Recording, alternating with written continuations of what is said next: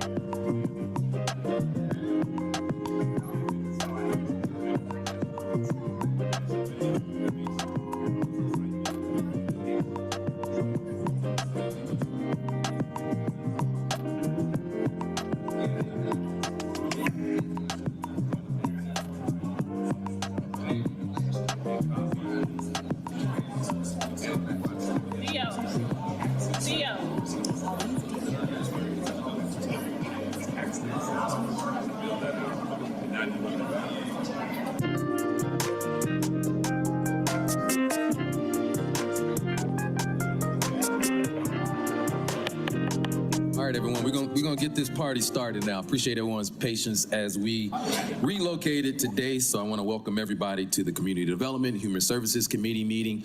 I am Jason Winston, chair of the committee. I am joined by my colleagues to my left, Councilmember Westmoreland and Norwood, and to my right, we have Councilmember Bakhtiari, and we've been joined by Councilmember Andrea Boone. This does constitute a quorum, so I call this meeting to order. I will make a motion to adopt the agenda. Is there a second? A second by Bakhtiari. If you could please open the vote. The vote is open.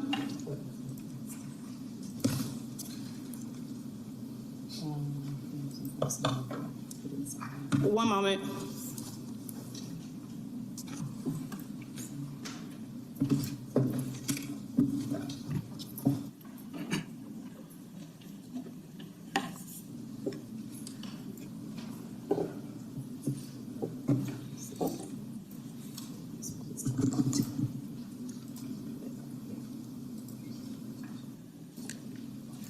The vote is open. The vote is closed. 5 yeas, 0 nays. The agenda is adopted. All right, colleagues, you've had a chance to look at our previous meeting minutes, so I will make a motion to approve. Is there a second? Second by Bakhtiari. Please open the vote. The vote is open.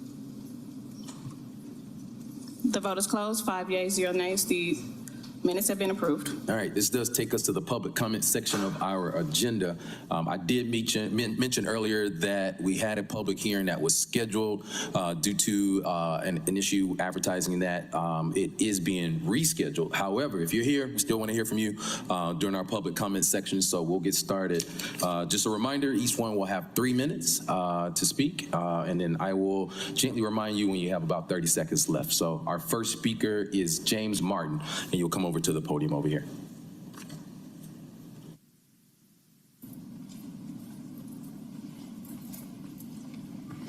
Thank you. Jim Martin, 764 Verner Street, Chairman of MPUD. I'm here to speak about the proposal for TAD extension. The greatest public costs associated with the TAD are felt in its final year when demand for public services generated by new development is at its greatest and no tax revenue is realized from that development to pay for these services. The greatest public benefits from TAD are realized in the year after its conclusion when there is a windfall of revenue to pay for public services. This proposal, currently before you, will extend the public's pain in what should have been the TAD's final year by as much as 25 more years in order to pay for an ill-defined revitalization agenda that will probably have the opposite effects of those stated as its intent and will do the most harm to those who are least able to bear its costs. This is because TADs, by their nature, are publicly subsidized engines of gentrification. The redevelopment that they are designed to subsidize or incentivize is supposed to drive up property values, and the taxes generated by those are in turn the source of TAD revenue. It is disingenuous to claim that the cost burden for TADs is not borne by the public as a whole because the tax revenue diverted by them is locally generated. We all must bear the costs of these either through increased property taxes or diminished public services. This is explicitly obvious in the proposal now under consideration, as the revenue diverted from the general funds of the city, county, and most of all the school system will exceed $100 million in the first year of the proposed extension, 2030. If you don't believe in defunding the police, then this is something that you should not do. If you don't believe in defunding schools, then this is something that you should not do. Most of all, if you do believe in a functional, accountable government, then this is something that you should not do. There is a reason why the state prohibits the creation of new TADs when more than 10% of the tax digest is already sequestered in them. This is intended to deter fiscal irresponsibility. Currently, more than 14% of the city's tax base is sequestered in TADs. Extending them, an action that is inherently more costly than creating new TADs, isn't just fiscally irresponsible, it is fiscal irresponsibility on steroids.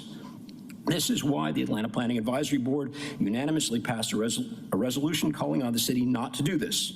This is also why MPUD passed a resolution calling on the City Council not to extend the Beltline TAD, which currently accounts for roughly half of the tax base sequestered in TADs. If you care about these things, and you should, I have brought along copies of both of those resolutions for your review. Thank you. All right, thank you. Our next speaker is Chanel Johnson, and we'll be followed by Ron Kilpatrick.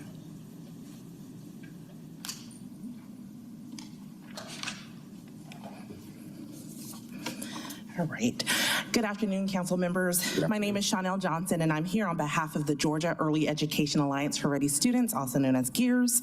GEARS is a research and advocacy organization leading a movement toward a Georgia in which all children ages 0 to 5 have access to high-quality, affordable early education, resources for healthy development, and other supports that help families thrive at work and at home. As a nonprofit based in Atlanta, GEARS also acts as the backbone of PACT, Promise All Atlanta Children Thrives, an alliance of public and private partners that has raised $20 million to strengthen the city's early childhood landscape as a part of the mayor's PACT commitment. These funds have been deployed to repair and renovate over 70 child care programs in the city, provide child care scholarships to over 100 families, and reward nearly 2,000 early educators with professional development, opportunities, and job retention bonuses. As we work together to ensure every child has the best possible start, we all know that the foundation for strong neighborhoods begins with investing in our youngest learners. Because when children and families do well, we all know that communities do well. When developing children engage in high quality education, it literally improves their brain development and their future outcomes. Meanwhile, their parents can thrive at work knowing that their children are safely growing and learning. Extending the TAD represents an opportunity to align the city's redevelopment dollars with investments in early learning, child health, and family well-being. As neighborhoods grow and evolve, we must ensure that the benefits of revitalization reach Atlanta's families with young children, particularly in historically under-resourced areas. TAD extensions can help strengthen the city's neighborhood reinvestment initiative by investing in affordable, high-quality early learning spaces in current neighborhoods and new developments, as well as community resource hubs. Supporting mixed-income housing so families with young children can remain in their neighborhoods, and enabling place-based investments that connect families to childcare, health, and workforce supports, all of which are proven to promote school readiness and long-term community success. In short, early childhood education investments are neighborhood investments. They stabilize families, support local employers, and contribute to long-term economic health of our city. We urge you to consider how extending TADs could build an Atlanta where every child, regardless of their zip code, has the opportunity to grow up healthy, educated, and ready to succeed. Thank you for your leadership and your continued commitment to making Atlanta the best place to raise a child. Thank you very much. Thank you. Next, we have Ron Kilpatrick, and you'll be followed by Eric Borders, and we have been joined by Council President Doug Shipman. Hi, good afternoon. I'm Ron Kirkpatrick. I'm with the Historic District Development Corporation, and I'm really here to tell you how that we support the Eastside TAD program wholeheartedly. Candidly, we've been a community development organization for 40 years. We're centered on Auburn Avenue. We have just recently developed a mixed-use development called Front Porch. We would have never gotten that project off the ground without the benefits of Eastside TAD. Truly, I think it was the catalyst investment that allowed other investments to follow. Turned out to be a $37 million project. We are getting ready to move towards a phase 2, and we certainly are hoping the Eastside TAD program will be there to help us jumpstart that phasing. Our development, I've been told, is the first new development along Auburn Avenue in 18 years. So I'm hoping it is sparking some other stakeholders in the area with some future development. So I'm going to close and just say that Historic District Development Corporation absolutely supports the Eastside TAD program. Thank you. All right, thank you. Next speaker is Eric Borders, and you're followed by Henry Jordan. Good afternoon. My name is Eric Borders. I'm with Wheat Street Charitable Foundation. As Ron mentioned, we're also located in the historic Auburn Avenue area. I'm a member of Wheat Street Baptist Church. We've benefited from the Eastside TAD tremendously, and we have plans to do more. We've redeveloped an educational building for the church. It's about 20,000 square feet. We have an American Legion building that we're still working on now. Our education building received a historic award from the state. And these redevelopments as Ron mentioned, the Eastside TAD is a critical element of the funding for them. And these developments have enabled us to serve the community. We house nonprofits in our education building. So that's what we have done. We're very appreciative to the city for the Eastside TAD. We're very appreciative to Invest Atlanta and Central Atlanta Progress, because things that come along with the TAD, the administration, the help, the support, technical support, all of those things are critical in helping develop and redevelop the historic Auburn Avenue corridor. So that's the past. The future, we've got 9 acres of, probably 11 acres of land to redevelop in that Auburn Avenue corridor. It's going to be transformational for that corridor, which already receives over 1 million visitors every year to the King Center. We'd like to add 300 units of housing, 125 key hotel. All of these developments combined will be close to $300 million, and the Eastside TAD will be a critical element of our funding stack. And it's not just, when you think about development, it's not just developers developing things that nobody's going to use. We're talking about affordable housing. We're talking about new retail space. We're talking about commercial space, bringing amenities, more amenities to that historic Auburn Avenue corridor that are sorely needed. So I was speaking to somebody right before I came up about the TAD and how this is some type of drain on the city and the tax base. I don't really get it. It seems like a fantastic vehicle to spur development that enables communities, puts back in services, housing, affordable housing that those areas need. And it's certainly, there's not an area that I think needs more redevelopment than that historic Auburn Avenue corridor. So I thank you for your attention and voting for this TAD. All right, thank you. Next we have Henry Jordan, followed by Michael Paris.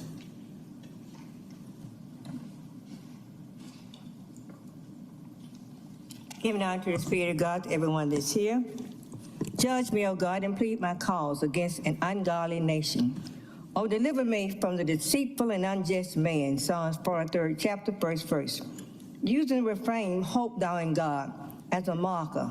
The poem yields 3 stanzas. First, the psalmist expresses his deep longing for God. Second, his sad lament, dejection before God. Finally, his sure confidence in God. Know ye that the Lord, he is God. It is he that's made us, and not we ourselves. We are his people and the sheep of his pasture. Psalm 103rd chapter, 100th chapter, 3rd verse. There are 3 calls to serve. Make a joyful noise, serve the Lord, and come before and 3 causes for serving. The Lord is God. He has made us. We are his people. Jesus do not need you, and you need him to protect you from self-destruction and from Satan's destructive plans. Oh, give thanks unto the Lord. Call upon his name. Make known his deeds among the people. Psalm 101st chapter, 1st verse. The call to praise is unmistakable, with its 11 imperatives directed toward God's people. Give thanks, call upon, make known, sing, talk, and so on. Jesus gave me a gift for protection and his glory. Rejoice not in iniquity, but rejoices in the truth. 1 Corinthians 13 chapter 6 verse. He then appeals to the Lord to act, to set the matter right, confident that the King of the world will do so. Do not be glad to lie, but be glad to tell the truth, because the truth will set you free. A lie will bound you. That's when we trust in the word of God and can't trust in ourselves, because we can't deliver like Christ can. We living on his time. We're not living on our time. It's what we owe Christ. And I'm trying to give him what I owe him. He's trying to tell you about, warn you about your ways that will send you to destruction. He avoids not telling you that because he wouldn't be God himself if he didn't warn you. Thank you, and obey Jesus. All right, thank you. Our next speakers are Michael Paris, followed by A.J. Robinson.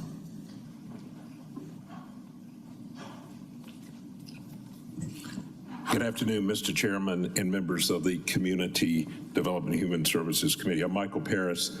I'm President and CEO of the Council for Quality Growth, and I want you to know I'm proud to say I'm not here to talk about trees today, so I hope you'll be happy with that.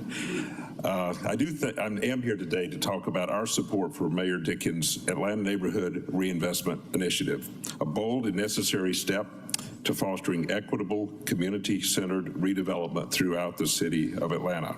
And central to this plan, of course, is the use of tax allocation districts, which have proven for many years to be a very valuable and proven redevelopment tool. TADs capture future property tax growth, as you know, and reinvest it in community improvements within these districts. And to date, Atlanta TADs have generated tangible and very lasting impacts. On housing affordability, for example, over 4,300 units of affordable housing have been created and preserved in the Beltline TAD, thanks to TAD-supported developments. On economic investment, TADs have catalyzed nearly $10 billion in private investment across Atlanta's neighborhoods. On job creation, projects facilitated by TAD investments have generated tens of thousands of jobs for Atlantans. On the Beltline and mobility, approximately 13 miles of the Atlanta Beltline Trail, the centerpiece of our urban mobility vision, have been completed so far, with much more to come in the near future. All of this being helped by Beltline TAD funding. On public amenities, TAD funding has delivered key public amenities that improve quality of life in underserved areas, including new parks and green spaces. And most importantly, on neighborhood revitalization. Once neglected neighborhoods have been revitalized thanks to TAD investments. This is important for the vitality of our entire city, of our school system, and our children. These results demonstrate that TADs are not simply financing tools, they are engines for inclusive growth. And the Council for Quality Growth believes that continuing to utilize and enhance mechanisms like these TADs is fundamental to realizing the goals of the Atlanta Neighborhood Reinvestment Initiative. By investing in Atlanta's success back to its neighborhoods, we can sustain the momentum that has already lifted thousands of residents, small businesses, and community spaces across the city. Council for Quality Growth has extensive experience across this region dealing with TADs. We're supportive of TADs in all of our neighborhoods and cities across the region. We stand available to be a resource to you as you carefully take a look at these opportunities to extend these TADs. And I thank you for your consideration and the opportunity to speak today. Thank you. All right, thank you. Next, we got A.J. Robinson, followed by Alina Green. Okay. All right.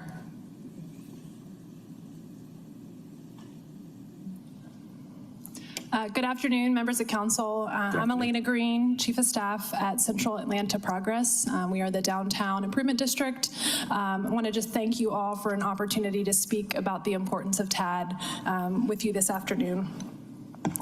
As many of you know, downtown Atlanta really sits in the heart of two TADs, both the East Side and the West Side TAD, and both have really driven catalytic investments in our downtown core, from housing to small business to infrastructure. These TADs have delivered measurable results, but still have plenty of unfinished business. Few key points I want to just underscore today for you. One, TADs are a vital tool for affordable housing. Since 2005, in both the East Side and the West Side TAD has contributed to over 7,000 new housing units, with over 44% of those being affordable. Without TAD support, none of those units would have been built. Second, TADs multiply local investment. For every $1 of city tax revenue dedicated, we see roughly $3 leveraged from our partners at APS in Fulton County and up to $11 in private capital. An incredible return at a time when federal funding is increasingly shrinking. Third, TADs have been a powerful resource for revitalization and historic preservation. You heard a few folks already from the Sweet Auburn District come to speak directly about their projects. This is just one way that TAD has been leveraged to ensure that technical assistance, capacity building support has been tailored to neighborhoods that could use it the most. How do we get these developments ready to be invested in and making sure that those dollars stay in communities that need it? Projects like Sweet Auburn Grand, Front Porch at Sweet Auburn, and the 143 Alabama project are just a couple examples of how TAD funding is really going to drive historic preservation.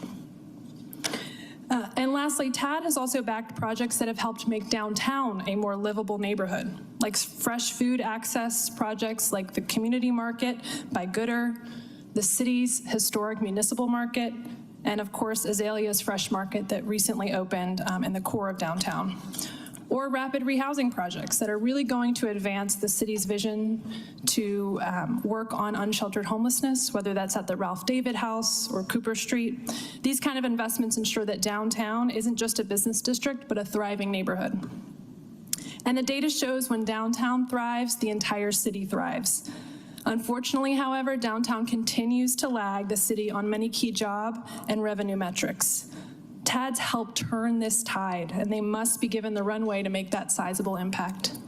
So in closing, I urge you to extend both the East Side and the West Side TADs. These districts continue to deliver on the promise of equitable growth, preservation, and opportunity. Atlanta needs more tools, not fewer, to keep that momentum going. Thank you. All right, thank you. Our next speaker is Jared Geyer, followed by Thomas Houston.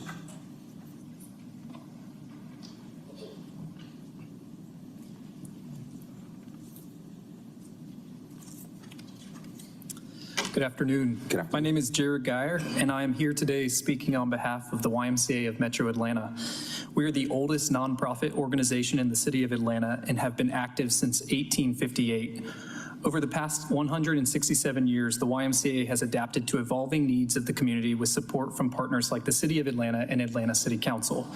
In recent years, this has included financial support via the Campbellton Road TAD to support our work in Southwest Atlanta and the West Side TAD to support our work in Vine City and Atlanta's West Side. The At Promise Youth and Community Center is a 15,000 square foot state-of-the-art learning and community facility located on the campus of Andrew and Walter Young YMCA on Campbellton Road. This center does not exist for only YMCA services, but it houses over 5 different organizations with specialized services for youth through mentorship, career readiness, and more. This collective effort to support youth in Southwest Atlanta could not have been built without the $1 million investment from the Campbellton Road TAD and is making the community safer, healthier, and stronger. Similarly, the YMCA Leadership and Learning Center is located in Vine City and houses the YMCA of Metro Atlanta's 55,000 square foot headquarters for training and development and the state-of-the-art Arthur M. Blank Early Learning Center at EA Ware. This Head Start Early Learning Center benefits children from Vine City and Atlanta's West Side, while also empowering the families who participate with resources. Children who take part make significant progress in language, literacy, math, and social development. This investment also houses our state-of-the-art training center for all YMCAs in Metro Atlanta, as well as many other community organizations and gatherings. Through Invest Atlanta, we were able to provide this service through TAD grants to support this center. Thank you for the opportunity to share the YMCA's experience with TADs. This funding and support from the city and Invest Atlanta has been vital to our success. Thank you. All right, thank you. Next speakers are Thomas Houston and Alan Raines.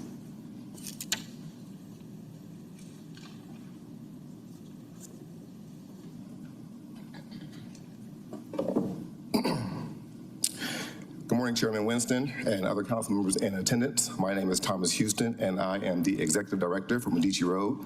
We are a community development organization that seeks to reduce poverty by connecting dots between education, public health, and housing. And we do all of that by embedding racial equity through a human-centered design process. We currently are in position to serve the residents of Atlanta and the Campbellton Road community as their neighborhood planning organization. And I, too, am here to talk about TADs. The Campbellton Road corridor has faced decades of chronic disinvestment. Property values along the corridor lag the citywide margin by over 40%, and commercial vacancies remain among the highest amongst the entire city. Now, despite a strong community fabric, the corridor lacks the infrastructure, amenities, and private capital that drive growth in other parts of the city. That gap is highlighted by stats such as 65% of residents being rent burdened, less than 40% of eligible kids being enrolled in pre-K, and less than 30% of residents having a bachelor's degree. Now, we believe that a TAD is a tool that is essential in expediting investment in these neighborhoods and reversing these stats. It's not a luxury, it is a necessity. And it's a mechanism that allows community members to reinvest back in themselves. The Campbellton Road TAD will allow this investment to happen in 3 ways. First, public infrastructure improvements will be funded. Second, it would catalyze private investment and development. And third, it would support community revitalization and economic development. So first, the corridor's foundation must start with infrastructure. If you think about the Campbellton Road Complete Streets and MARTA's proposed bus rapid transit projects, these are transformative opportunities. And these projects will reshape mobility, safety, and accessibility for residents and businesses alike. Yet these efforts need matching local dollars to ensure sidewalks, lighting, stormwater systems, and public amenities are completely and equitably accessed by these neighborhoods and these residents. A TAD would provide the dedicated funding stream to deliver these improvements, creating the conditions for safe travel, modern streetscapes, and transit-oriented development. Second, public investment unlocks private confidence and unlocks their dollars. Take, for example, the Rise Creative Village. This multi-phase redevelopment will be creating workforce training space, affordable housing, and creative industry incubators, but they're facing a $2.5 million deficit. And a TAD will send a clear message that to mission-aligned developers that Campbellton Road is open for equitable business and their investment dollars. Third, this is about people who call Campbellton Road home. So through Medici Road, we ensure that development is not just about the development and the buildings and the infrastructure, but the lives it actually touches. So our human-centered design and racial equity approach prioritize the voices of residents, ensuring that growth reflects their needs and aspirations. This community is rich with talent, and so by supporting these local entrepreneurs, the workforce pipelines, and fostering small businesses, we will ensure that these people get what they need. So in closing, I would like to be able to say, in closing, I want to be able to say that this is a tool that's important. It's not an economic argument, it's a moral one. And so let's give this community the tools that it needs to build the futures always deserve, and this main tool has to be a TAD. All right, thank you. Our next speaker is Alan Raines, followed by, and if I'm reading this correctly, I think it's Leonard Adams.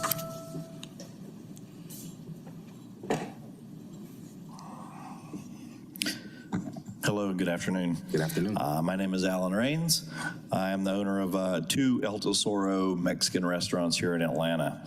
I'm the sole owner and investor in my restaurants. If you don't know, opening a restaurant as a sole proprietor is basically refinancing your house and maxing out credit cards and borrowing from friends just to get your place open. Fortunately for us, the amazing people at South Downtown and Invest Atlanta gave us the leg up to be able to come downtown and open a place on Mitchell Street. We're so dedicated to this project and to South Downtown. I can't state it enough. But we wouldn't be coming down here without the support of South Downtown and Invest Atlanta. They've basically pushed us over the top and given us this final base of money we needed. And we know this is based on the TAD opportunities afforded to them and to us. Banks don't loan restaurants money, so this type of opportunity is kind of a once in a lifetime. And the ROI of this grant we received from Invest Atlanta is going to be seen for at least 10 years and 50 new jobs created in Atlanta for now and for years to come, at least for 10 years, as long as we have our lease. So I just wanted to thank this program and the people involved for making this opportunity possible for small business owners like us. It's nice to have the same opportunities as some of the large businesses they're investing so much money into Auburn, South Downtown, Centennial Yards. So for us, it's a complete game changer. So thank you. All right, thank you. Next speaker is Leonard Adams Jr., followed by Janice Ware. Good afternoon. Good afternoon. Councilman Winston. Please excuse the handwriting. Oh, no, it's all righty. I did want to take a few minutes of my 3 minutes and let you know that Janice Ware, who's following me with the Atlanta Voice, as I wrote my name down, she came in after me and said, "You can't read that." So Janice, where are you? That's from a newspaper. You can take some of my minutes off of that. So I'll write my name better next time. I just wanted to talk to council about basically the people power of the TAD. And I was just sitting here looking around the room. It's about 100 plus here today. And I would say personally, I know at least 60% of the people in the room. And I only know them because of 20 years of running Quest Community Development Corporation, who's been a benefactor of TAD funds multiple times, providing affordable housing on the west side of Atlanta for the unhoused, for the extremely low-income individuals. So I just wanted to say, not only is TAD making change in community, all of these organizations that are here, we're either partnering with one another, we know each other, we're talking about these things. And I think that's the power of the TAD. So back to Quest Community Development Corporation, in 2024, we closed $110 million in affordable housing funds, which TAD was a catalyst fund for that, to develop 3 different sites on the west side: the old Wallahaji Hotel at 239 Westlake, for permanent supportive housing, the Holly Street project at 339 Holly Street in Grove Park, which was for 55 and older, and we're now doing a faith-based initiative with Simpson Street Church of Christ for $54 million, 139 units of affordable housing, which TAD dollars were used as a catalyst to indicate to the other lenders that there is a source there that can come in and be approved early on, to indicate to the market that it is safe and okay to invest. Our next development is $125 million, and even though tonight we are going before the NPUL to ask for funding from the Westside TAD in the amount of $870,000 for a home ownership program for low-income families at 80% AMI. So this is the power of the TAD. Thank you for letting me share today. That's Leonard Adams with Quest CDC. All right, thank you very much. Our next speaker is Janice Ware, followed by Pastor Motley.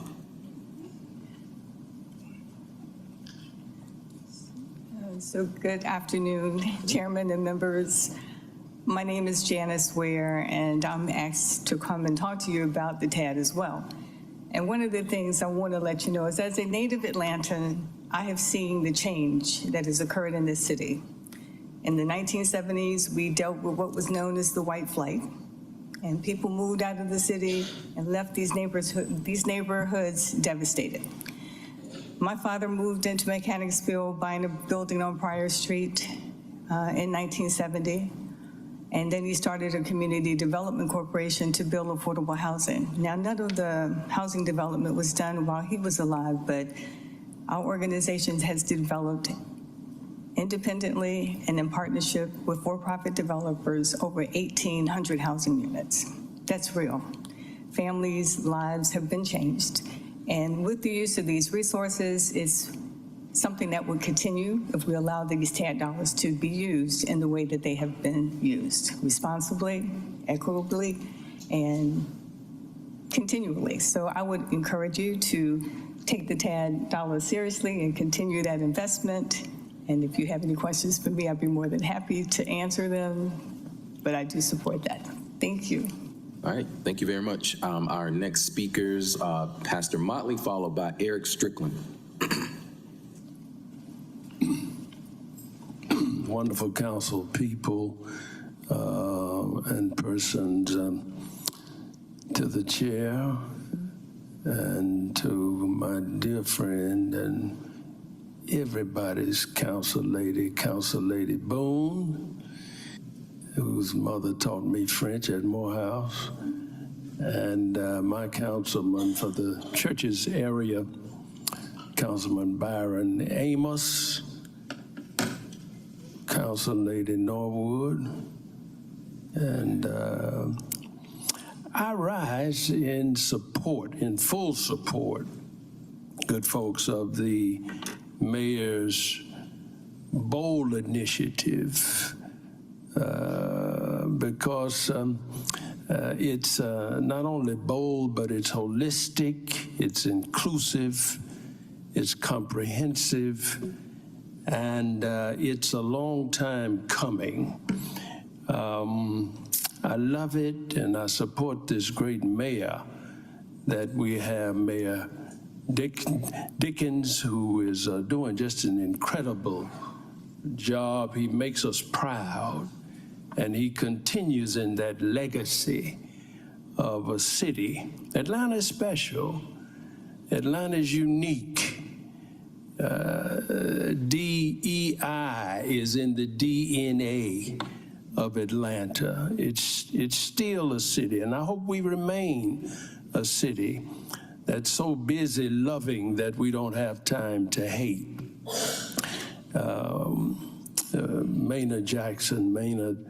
Mayor Maynard Jackson was so fond of saying. And so we are completely, I don't know a pastor in the area who is not supportive of this compassionate initiative. It's people-centered, it's profit-driven, and it's purpose-given. And we anticipated. And let me close by simply saying that if we are to save and continue to remain healthy, the soul of Atlanta is if it's to continue to remain healthy, it's all dependent upon how we treat the Lazaruses and the Lavernes, those who reside under bridges, those who spend their days and nights in abandoned houses, and even on the streets of our city. It's how we treat the least, the last, the lost, and the left out that will determine whether or not we save the soul, we sustain, God sustains the soul of this city, is how we treat. Jesus said it himself. What you do for the least of these, my little ones, you do it for me. He identified completely with those at the bottom. And so God bless you, God keep you. The door of the church is open, and you may join by letter. Thank you. Our next speaker, Eric Strickland, followed by Clyde Higgs. Good afternoon, Council. Good afternoon. The first thing I'll say is that if I were a developer, I would be thrilled about this proposal. Unfortunately, I'm not. Large commercial property owners and developers have been underpaying on their property taxes for years, even reported by the AJC, by undervaluing their properties and losing the city hundreds of millions of dollars per year. That's our city's money. Instead of making them pay up, the mayor wants to siphon $5 billion of public money away from APS, the city, and the county to give to these developers. Do you think big developers care about legacy residents getting evicted or being displaced? They don't, because at the end of the day, they care about one thing, that's profit for their shareholders. The so-called affordable housing that they build is often not even affordable. My apartment complex in Southwest Atlanta has affordable housing at 80% AMI, $1,800 a month for a 2-bedroom. Nobody in Capitol View, no legacy residents can afford that kind of rent. Yet I guarantee all those units are included in the mayor's affordable housing numbers. Time and again, this administration has bent over backwards to appease these developers and business interests, furthering the inequality they claim to be fighting against. Thousands of residents throughout all the Beltline neighborhoods advocated for light rail on the Beltline for 25 years. We were almost ready to go, first and goal on the 1-yard line. Then Portman and some automotive and oil and gas lobbyists come along, start an astroturfing group, Better Atlanta Transit, and tell the mayor to punt. Well, who does the mayor listen to? The thousands of residents advocating for over two decades? No. He listens to the developers and the business interests again. If we want to talk about a tale of two cities, This is a tale of two cities. Large commercial property owners get to essentially cheat on their property taxes, costing the city hundreds of millions a year, while legacy homeowners struggle to afford their property taxes and they get pushed out of communities where they've lived for decades. That is a tale of two cities, and the mayor and his administration are directly responsible for it. Should we invest in the west side and the south side? Absolutely. I live in Capitol View and I teach in Pittsburgh. I care deeply about these communities. And this is a great initiative in theory. It has a lot of good things about it, but we need to fund it equitably by making these large commercial property owners pay up, not through taking money from our schools and from city and county services, police officers, firefighters, city workers. We should not be taking money from them to pay for these projects and give to the developers. There's a great irony in the mayor wanting to make this city the best place to raise a child by taking $2.5 billion from APS. Do not extend the TADs, and pray that our mayor will continue the Streetcar East extension so our city can get a much-needed easy touchdown. Thank you. All right. Thank you. Our next speaker is Clyde Higgs, and we have been joined by Councilmember Ishay Collins. You're here. Good afternoon. Good afternoon. Thank you, Chairman Winston, members of the committee. My name is Clyde Higgs, and I'm the president and CEO for Atlanta Beltline. Reverend, I hope the doors of the church are still open because my soul definitely needs it for sure. But I'm here to be very explicit that I fully support the extension of the TADs. While we think about the 20-year anniversary for Atlanta Beltline, we like to joke that we are a 20-year overnight success when it comes to transforming our community. But the TAD is more important than just for Beltline. It needs to be felt throughout the entire city. And I need to make sure that I stop and give credit to all the TAD partners that really made this possible, that being APS, Fulton County, and obviously the city of Atlanta. We've made significant progress, but a lot of folks said that this wasn't going to get done. Trail, transit, housing, but today we stand before you with almost 13 miles of Beltline trail developed. And we're almost at 80% of our affordable housing goal. Over 60,000 permanent and temporary jobs created along the Beltline corridor. Progress is truly being made. But if you think about where we are as a city, the time is now. And if you think about Beltline and its impact, of the 26 federally designated opportunity zones, 16 of those actually touch the Beltline. And so with this, I want to say that the time is now. The option to do nothing is going to be very expensive. And so we are a city that's dreaming, but we are also a city of doing. So let's prove once again what can happen when we invest in ourselves. So I kindly, humbly submit to you the time is now and that we support the extension of the TADs. Thank you. Thanks, Clyde. Next, we have Leonard Watkins, followed by Matt Maxwell.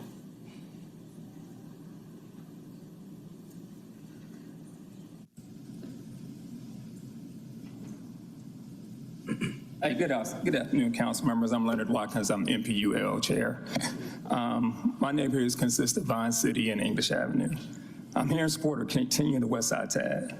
The TAD allows us to continue building affordable housing. The city desperately needs a community that's filled with truly diverse members. My community serves lower income people to upper middle class. The West Side TAD has allowed the West Side Future Fund, Quest Properties, Cosmopolitan Church, and Atlanta Land Trust to put people in housing who otherwise may not have ever been able to get it. But it'll also be able to help us with infrastructure such as road repair, flooding, that has affected my community disproportionately. Therefore, we ask that you extend the West Side TAD and allow us to finish the job we have already started. So I want to say one more thing. Enforcement of tax law and the West Side TAD are not mutually exclusive. One should be enforced with big developers who are cheating us out of taxes, And the West Side TAD still should be extended to help those people who can't afford housing, which my neighborhood does very well. They don't have to be the same thing. You can have one and have the other. It's on the enforcement arm to come in and enforce the tax code against developers, not to take money from the people, particularly in my neighborhood. And when people say gentrification, what I call this reintroduction. We're reintroducing people to our neighborhood who were there previously, who made that neighborhood what it was. So I'm full support of the TAD, but I'm also full support of you enforcing the tax code to make big developers pay their fair share. Thank you. All right, thank you. Next speakers are Matt Maxwell and John Abraham.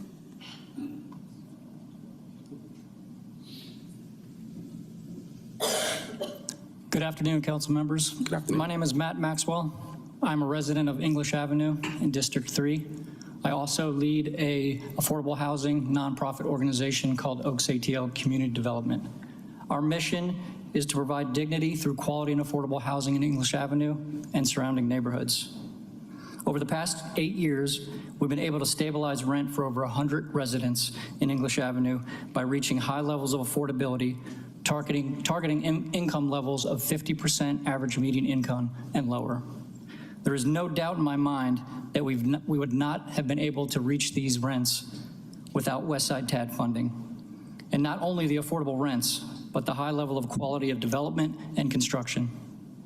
Heading into the next 5 years, we're developing over 65 affordable units between 50% and 80% AMI. I have no idea how we would achieve these rents and provide the quality living experiences without this TAD funding. Because of this level of affordability, we have been able to prioritize housing legacy residents on Atlanta's West Side, maintaining community retention as the neighborhood revitalizes. Council members, as you consider expanding the TADs, please recognize how vital this program is to create more affordable units in our city and to retain legacy residents in communities like English Avenue for the foreseeable future. Let's continue to make Atlanta an equitable place for all, a place we're all proud to call home. Thanks. All right, thank you. Now, I apologize. John is John Almond, and followed by Anissa Farrell. Good afternoon, and thank you for the opportunity to speak. I'm John Almond, the President and CEO of the Westside Future Fund. I'm also a Vine City resident, living on Sunset in Vine City since 2019. The Westside Future Fund represents Just Us, Ashview Heights, AUC neighborhoods, Vine City, English Avenue, but really focused in support of the mayor's neighborhood reinvestment initiative, and specifically around the Westside TAD. And I appreciate there are many supporters on the council for this, so thank you very much for all that you've done to support this work. But just as an ROI, the Westside Future Fund has raised a lot of philanthropic and low-cost funds that leverage the TAD. As one point of data, we have done over 225 units of high-quality, affordable multifamily units. That's over $80 million worth of investment. $80 million worth of investment, of which $10 million of that is the Westside TAD. Over 40 million of that is philanthropic funds, and over 30 million of that is from our impact fund.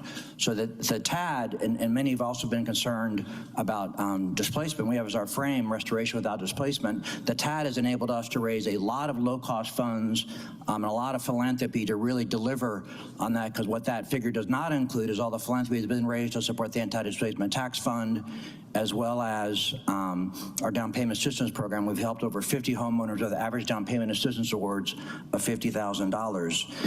And especially, living in Vine City, I grew up in the Druid Hills neighborhood, but have really come to appreciate there's so much of English Avenue, Vine City. You've heard some of the residents today that used to be, thriving neighborhoods. As y'all know now, there's lots of vacancy, dilapidated properties, and where the TAD is just essential. The Westside Future Fund itself owns over 40 acres of land. Is we need those TAD funds to reinvest into the neighborhoods off the very tax increment we are now generating. So the very tax increment that's now being generated in the neighborhood, to reinvest that in the neighborhood, especially to address many of the longstanding issues around sidewalks and streets, which are in desperate need of investment in English Avenue and Vine City, along with the continued enforcement around a lot of the problem blighted properties. So we can demonstrate to our local officials, elected officials, the outstanding ROI that's coming from the TAD, and why continuing to invest in that TAD will continue to deliver ROI, and especially on the representing a lot of the philanthropic and low-cost investors, very much bringing to the table the funds that help to honor that frame of restoration without displacement. So thank you for the opportunity to speak this afternoon. All right, thank you. Our next speakers are Anissa Farrell and Paul Nair.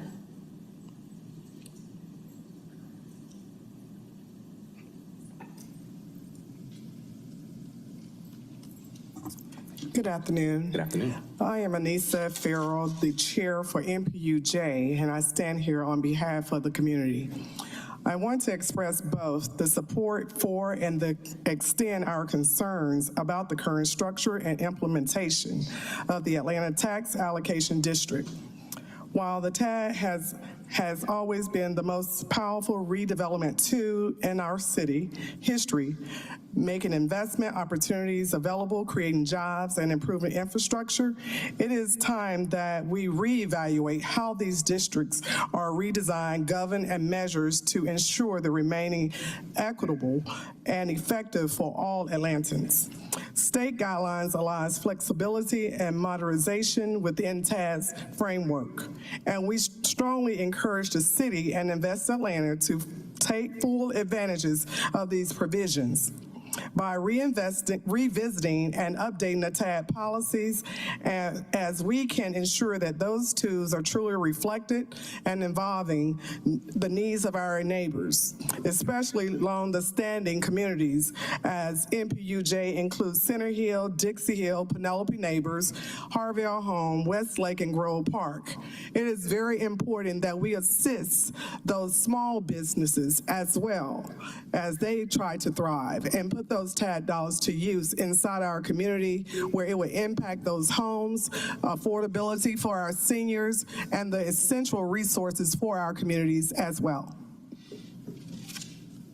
Thank you. Our next speaker is Paul Nair, followed by Michael Halicki. Looking for Paul, going once, going twice. All right, Michael, you're up.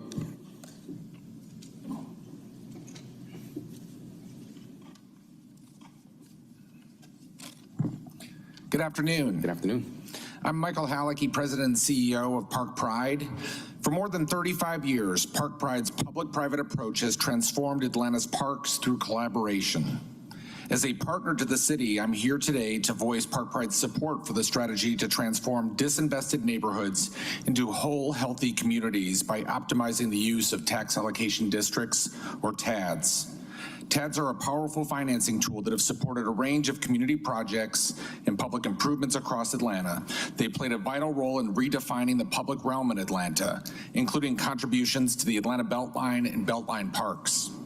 Much of the success of the Atlanta Beltline would not have been possible without TAD funding.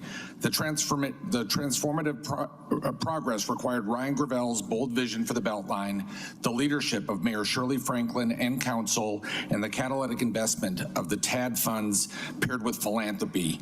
The funding piece was the critical part of the equation. Quite simply, it was a game changer for our city, and the TAD was a big part of it. As we now turn our attention to the Neighborhood Reinvestment Initiative and the effort to support communities,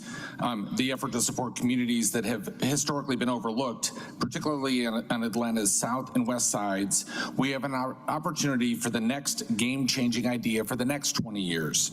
This next big idea combines the work yet to be done to realize the full vision of the Beltline, transit, affordable housing, quality parks for all, with the capacity that all the TADs bring to the table. Such an effort will require vision.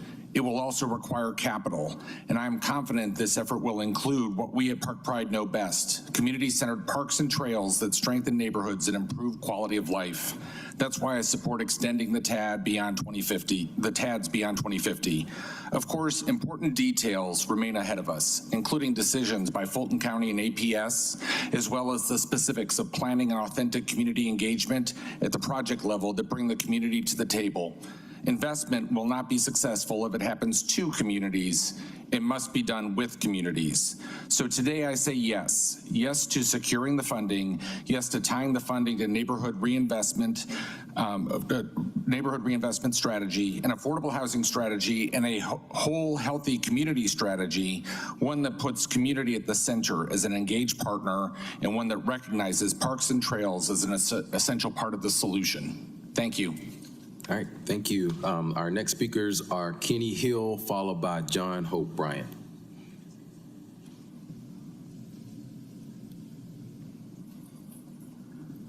Did you say John Hope Bryant? That's what it says on the paper. I would like to go after him. I do not see him in the room. It's good to know your place. I'm Kenny Hill. I have heard so many compelling discussions, arguments for extending the TAD. And you as council people, I thank you for your service to the city.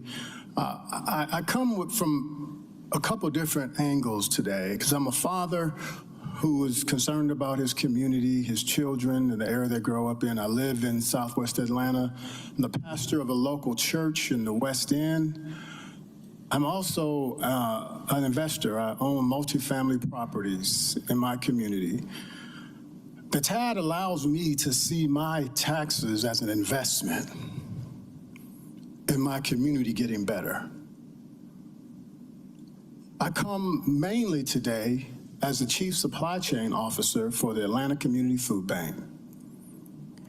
With the partnership with Invest Atlanta through TAD funding, August the 25th, we had ribbon cutting on the first community food center in the city of Atlanta by the Atlanta Community Food Bank, right on MLK Jr. Drive, right in my community.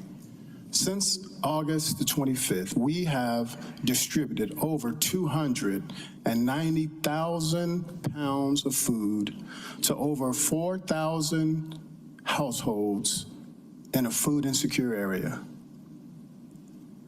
Without TAD funding, that project would not have happened.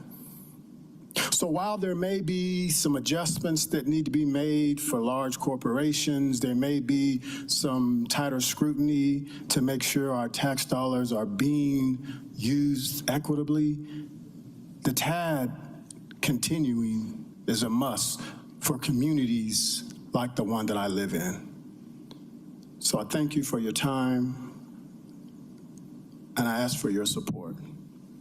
I'm also sorry to inform you that Mr. Hope Bryant has entered the room. So we'll bring up John Hope Bryant, followed by Joel Reed.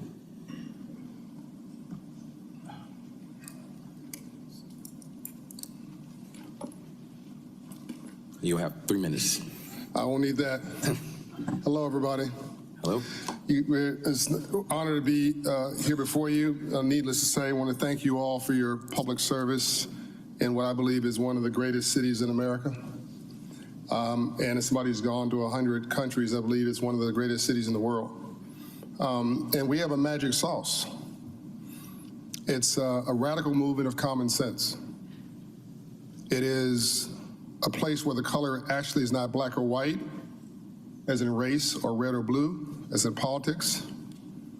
The color is green, as in economics. It's a place that has been known as been too busy to hate, but now we negotiate. We're negotiating a future based on GDP, shared prosperity. And the TADs are a part of that strategy. I am known for founding Operation Hope, which is the largest financial literacy coaching organization in America, 1,500 offices, 4 million clients, $4.5 billion invested for home ownership, small business ownership, et cetera. And in the city, we're raising credit scores 54 points in 6 months, lowering debt, $3,800, increasing savings, $1,200, making somebody unbankable, bankable. But that person has to want to also buy in the city of Atlanta, which creates a tax base, which creates taxpayers, which then allows you to pay for firefighters and first responders and all the public infrastructure. It all works together. The last thing I'll say is, while Operation Hope is doing this critical work that I'm most known for, I'm also an investor. And in 2017, I started buying homes here, and I became the largest minority owner of single-family rental homes in America. In 5 years, I owned 700 homes between here and North Florida. And it wasn't that I was some magical investor. I didn't pick the houses up and move them. I had a great partner. It's the city of Atlanta. Police worked. Public services work. The infrastructure works. Waste management works. This is all part of a strategy. These TADs are part of a strategy, and I think they're critical to a sustained path of responsible, balanced economic development for an area that most gets overlooked, which is the underserved communities of Atlanta are the gold mines, the underserved communities. So I promise you I would not go over my time, and I've got 8 seconds left. You never want to be the old guy in the club. So before you kick me out, I'm going to leave. Have a great day. All right, thank you. Next speaker, Joel Reed, followed by Lauren Smith.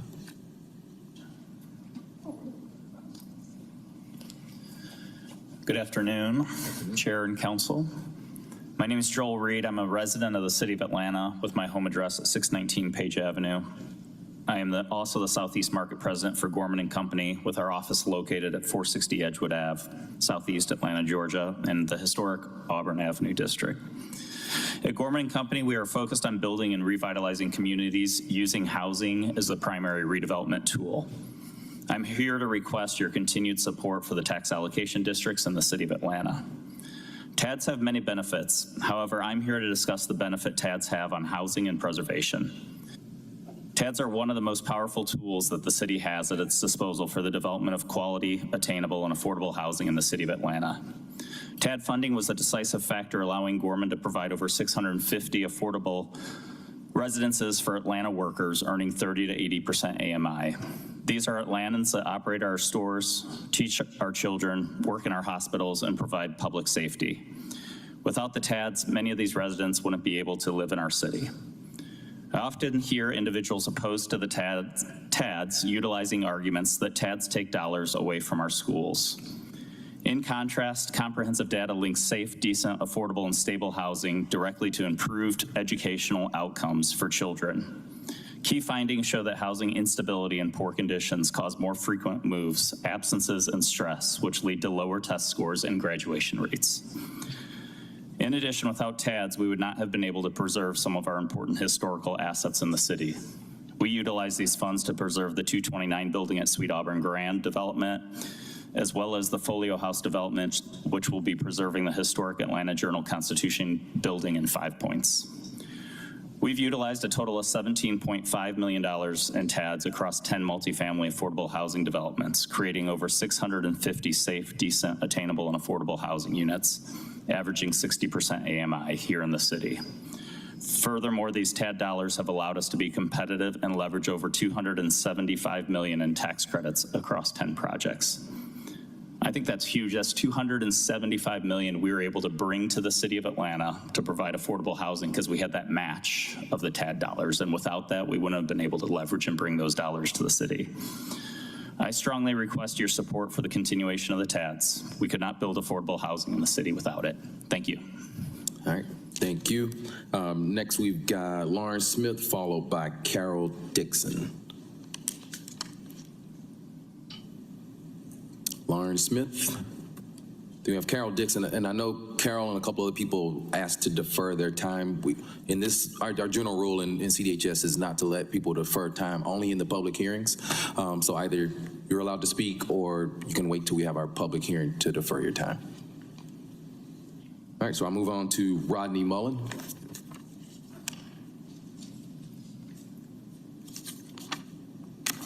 At 3 minutes, how you doing? Thank you. Thank you, City Council, for allowing me to speak. Thank you for your service. I'm here to speak in behalf of the TAD. I'm Rod Mullis with Windsor Stevens Holdings. We've been in business in the Atlanta for 11 years. We are under construction with a project called the Proctor, which is 137 apartment units and 11 flex spaces for small businesses who want to be a block away from the West Side Beltline connector. Our project came about through a collaboration and a community benefits agreement with the English Avenue Neighborhood Association.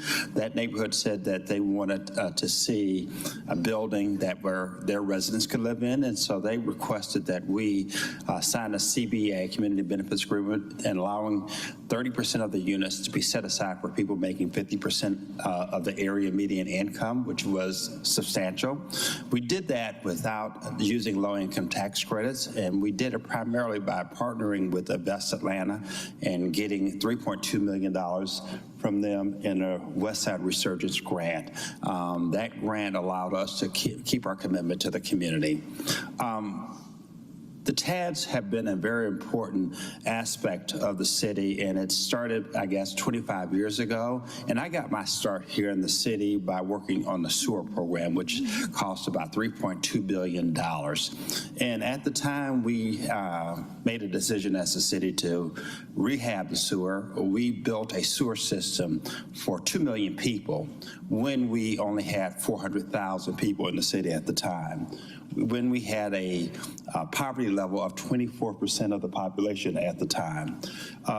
That decision was coupled with the decision to start the Beltline to create density as a part of the trading with the neighborhoods, a linear park for density around the Beltline, in hopes that we could build density into the city so people can afford the sewer program.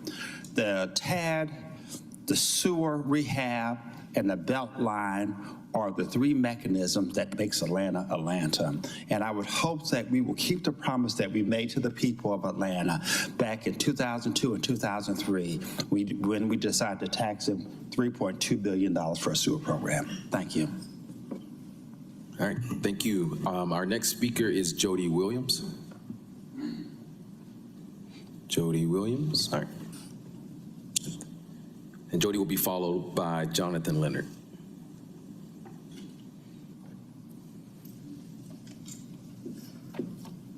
Good afternoon. Good afternoon.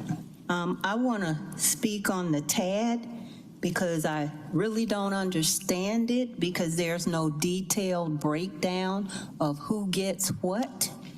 So at this point, I don't think it should be extended, because like the gentleman said earlier, affordable housing, that's not what they're getting, you know. It's not affordable, it's unaffordable housing. Like he say, 1,800 rent, that's not affordable, because the minimum wage, the state minimum wage is $5.25.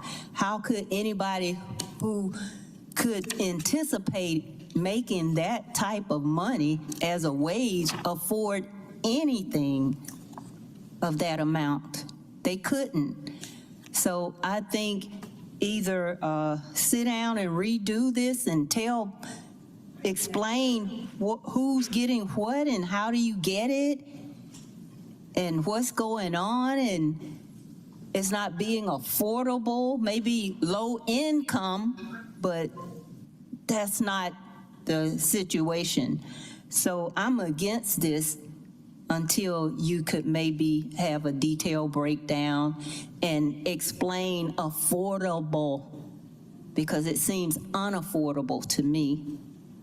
Most of the people I represent can't even afford $1,400 a month, you know, because they are low income people. They work every day, but they don't make enough to pay for your affordable housing.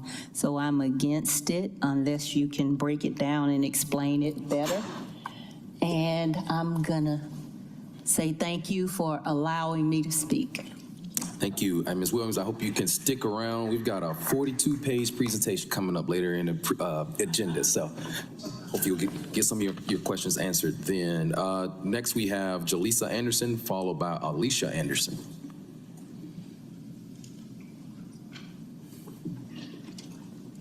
All right, Jaleesa Anderson, Alicia Anderson. Next, we have Wo Render Jr. Wo Render Jr. All right, moving on, Julian Bean. You'll be followed by Julian Venne. Well, as you all know, extending the TADs would not be free. You wouldn't think that from most of the conversation here. It would not be free. Essentially, it's a backdoor $5 billion tax increase on Atlantans, because the TAD money is supposed to come back to the schools, county, and city, and if it doesn't, they'll have to hike taxes to make up for the loss. The West Side TAD has been going for 33 years.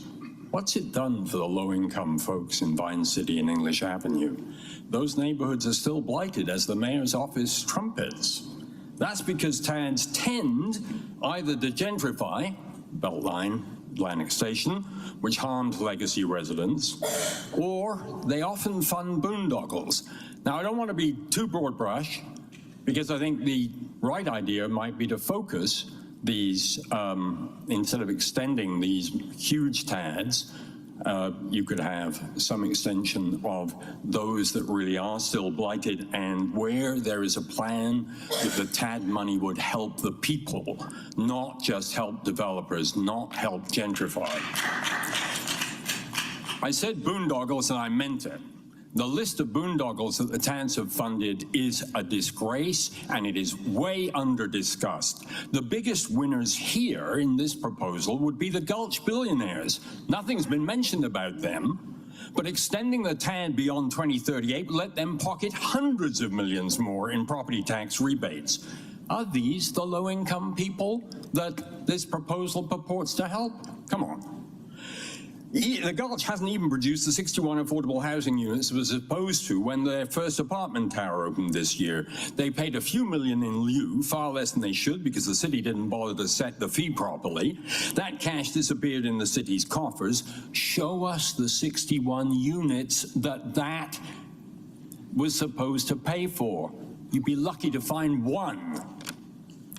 And how about the rat-infested ruined 2 Peachtree that the TAD has spent $58 million on so far, with not an affordable unit so much as started, and I doubt whether one will be started in the mayor's second term.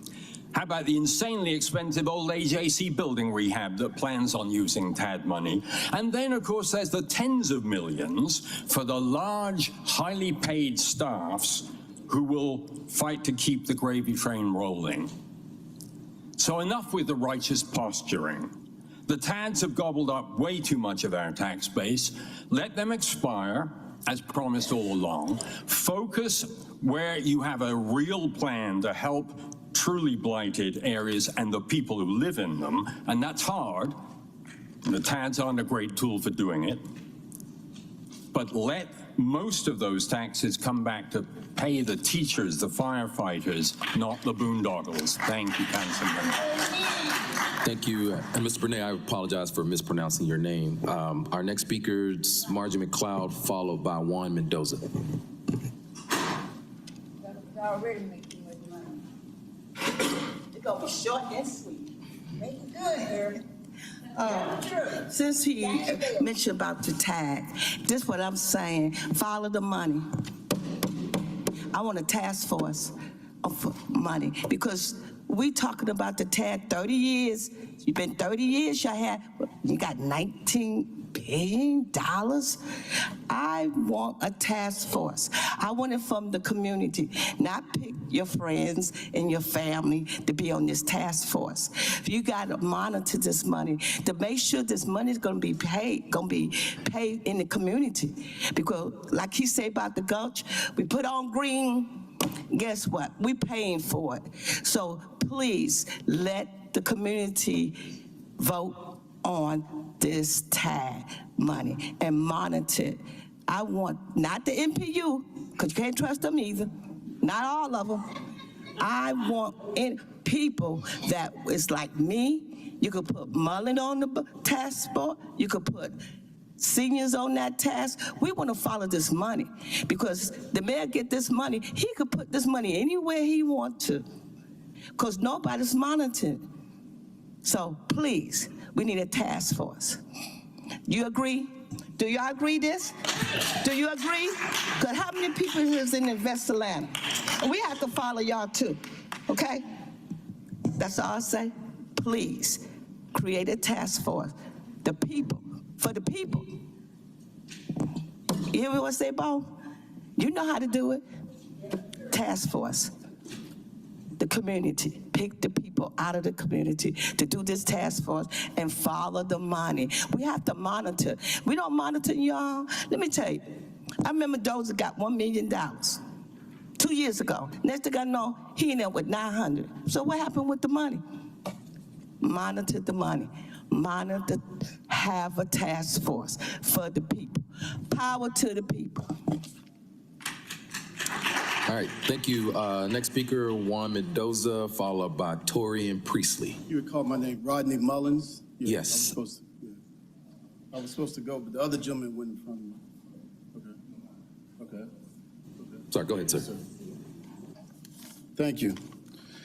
I would like to take a few minutes to speak from the perspective of a low-income family on the west side and talk about the TADs. Obviously, all of us want funding from the TAD, but we want the extension with conditions and contingencies. Otherwise, you will have the same conditions that you've seen with weed and seed, that you've seen with the Promise Zone. A lot of funding has come to the west side, has not touched many of working class families, such as families that work for the city of Atlanta. So what we want to avoid, and we're saying to this council, if you don't make these modifications, we'll have a repeat of the past. Developers will get richer and the poor will get poor. We're saying that housing should be the priority. Because right now, transit is the priority, 1.9 billion. The people in West Atlanta, I've never walked up to a person in West Atlanta and says, I need a trail that will make my life better. They said, I need a job, I need housing, I need a livable wage. That's what they tell me. They never ask me for a trail. Now, they love parks. All of us love parks. But we want to survive. Secondly, change the definition of affordability, because right now your definition of affordability includes Sandy Springs. Change affordability so the average median income includes wealthy neighborhoods, not target communities, so it skews the numbers. So next year in Atlanta, or this year, the average median income will be over 110,000. So 50% of that would be about 50,000. The average city worker, as Secretary of the City of Atlanta, makes below 40,000. She could not afford the home that you're proposing to give to her through this particular TAD allocation, which is a misnomer of reinvestment, because it doesn't include the actual workers that are involved in the city of Atlanta. Let's include them. The other issue is that in Atlanta, there's a big secret. We have housing dictators. And that is, there are people in our West Side communities that control everything because the TAD has allocated so much money to particular monopolies that you have philanthropic institutions that can monopolize and control the housing, they control the flow of everything. Nonprofits are afraid to speak because they'll lose their funding. So you need to change this TAD allocation so that it really touches the people. Councilwoman Boone, you're a good person. I know you'll see this. And then the other issue that none of these developers have community benefits agreement. So when I talk to Atlanta Beltline, I beg and I say, do you have community benefits agreements? They say, no, it's really not codified. Well, if it's not written, it's not going to happen. A developer from New York or Paris has no allegiance to your culture. He could care less. He's just concerned about bottom line. Capitalism has no variable for integrity or ethnicity. It doesn't care about diversity. The other issue there's no metrics in this plan. Please add metrics. The reason plans have failed in the past is because they have no objectives. Throwing money at the issue has not worked in Vine City, English Avenue, the West Side. Pleased to have objectives such as 15,000 low-income housing units that can be afforded by a secretary at the city of Atlanta. Clearly define that. Thank you. Time has expired. And just for clarity, we had a Rodney Mullins and a Rodney Mullis who spoke. So that was No problem. the issue. Good. So And thank please don't take money away from the Washington cluster. It has a 74% graduation rate. They don't need money extracted. Thank you, They sir. need money We appreciate it. We're reinvested. going to keep moving. We got Juan Mendoza, followed by Torian Priestley. Hey, good afternoon, council members. As someone who gets to work alongside you and the rest of City Hall, I come to you with the highest respect and understanding how tough these decisions are. At this specific hearing, I did not come to talk about in support or not support of the TADs. I come to speak to the process of making such an impactful decision for the future of our city. In fact, as usual, Councilmember Bond, who introduced this ordinance, is not here to hear from the people. And if he were, he would really understand how much people care about this matter. As a resident and neighborhood leader, I believe prioritizing revitalization of underserved communities. I have seen how TADs have really benefited some communities, and I've seen how communities who have had TADs for a long time have not benefited from them. I've talked to hundreds of people, as this matter has recently become a very common topic of discussion, and they are split on this matter. So again, at this hearing, I'm here to talk about the process to make one of the biggest financial decisions over the next 4 years, especially as we just faced a $30 million budget shortfall, and our TAD partners, Fulton County, who have adamantly expressed not wanting to be a part of the TAD, and APS face budget shortfalls. And we continue to lose federal and state dollars, like most recently, the $38 million we lost for the aviation budget. So my question is, where is the real public engagement outside of City Hall with a collaborative discussion strategy with our TAD partners? Before introducing this ordinance, now more than ever, it is critical that we have even better fiscal policy, and this to me is egregiously irresponsible fiscal policy for for Councilmember Bond to introduce this ordinance at this time and to try and move on it so quickly. So again, I implore you to defer to this until we can really get some robust discussion and understand the benefits for our budget strategy going forward. Thank you truly for all you do. All right, thank you. Next speaker is Torian Priestley, followed by Anthony Gee. Good afternoon, Council. My name is Torian Priestley. I'm the Chief Development Officer for the Benoit Group. We're an affordable housing developer here in Atlanta. I'm here today I'm going to be real simple and talk about the impact of the TAD or multiple TADs that we've been able to work in the city of Atlanta. Some of our major projects include Bowen Homes redevelopment, Inglewood Manor, as you all know, were old public housing sites. The project impact that we've received from the TADs has been close to $10 million. That impact, it basically developed $220 million worth of affordable housing. And when I say affordable housing, we do a lot of affordable housing for seniors who are 62 and older. We specifically focus on partnerships with Atlanta Housing to be able to bridge the gap on some of those rent issues that everyone has talked about, whereby we're truly providing affordable housing. We've developed within those TADs 660 units of affordable housing and mixed income housing. The use of the TAD also created 39,000 square feet of retail space through the Beltline TAD, using approximately $6 million towards retail space. In addition to that, we were able to have 20% affordability for entrepreneurs and new creditors that are developing retail spaces. So the TADs impact a lot of affordable housing within the city. It also has created and helped us work towards 100 single-family units. So as a participant of the various TADs in Atlanta, we support the extension of the amendment for the TADs. Thank you. All right, thank you. Next we have Anthony G, followed by Jill Savant. Good afternoon, Chair and council members. My name is Anthony G. There's been a lot of discussion around the developers. I'm chairman and CEO and founder of Concept House Holdings, and I'm a developer. And so we're a family-owned development company founded here in Atlanta. And so we really focus on what we call developing entrepreneurial spaces. And so we used TAD funding for our project in Castleberry Hill, 24,000 square feet, and we house about 32 entrepreneurs, primarily Black women-owned entrepreneurs. And so really we become their first brick and mortar space. And so, as you know, entrepreneurship can be very difficult. And so when you're moving out of your kitchen, garage, living room into a physical space, oftentimes that's a very difficult transition. Oftentimes a larger building owner wants you to get 5,000 to 10,000 square feet, and you're not ready for that. And so we tend to be that first space that allows them to grow, scale, and expand.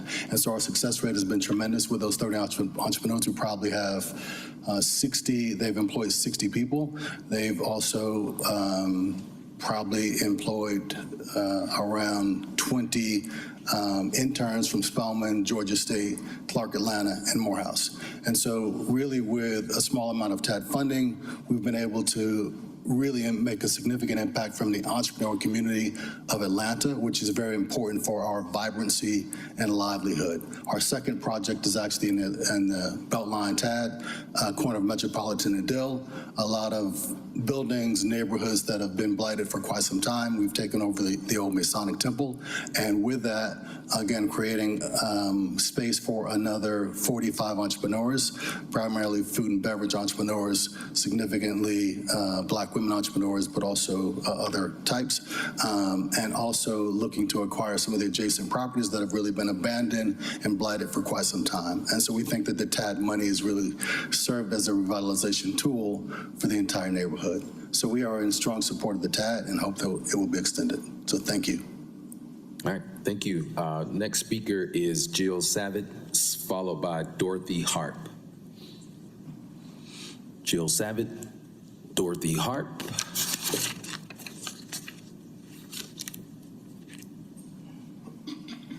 Hello, everyone. My name is Dorothy Harp. I'm in the city of Atlanta. I live in the city of Atlanta, Georgia. I've been living in the city of Atlanta, Georgia, a long time. And where I live, I've been living in that house 40 years. And my big concern today is property tax.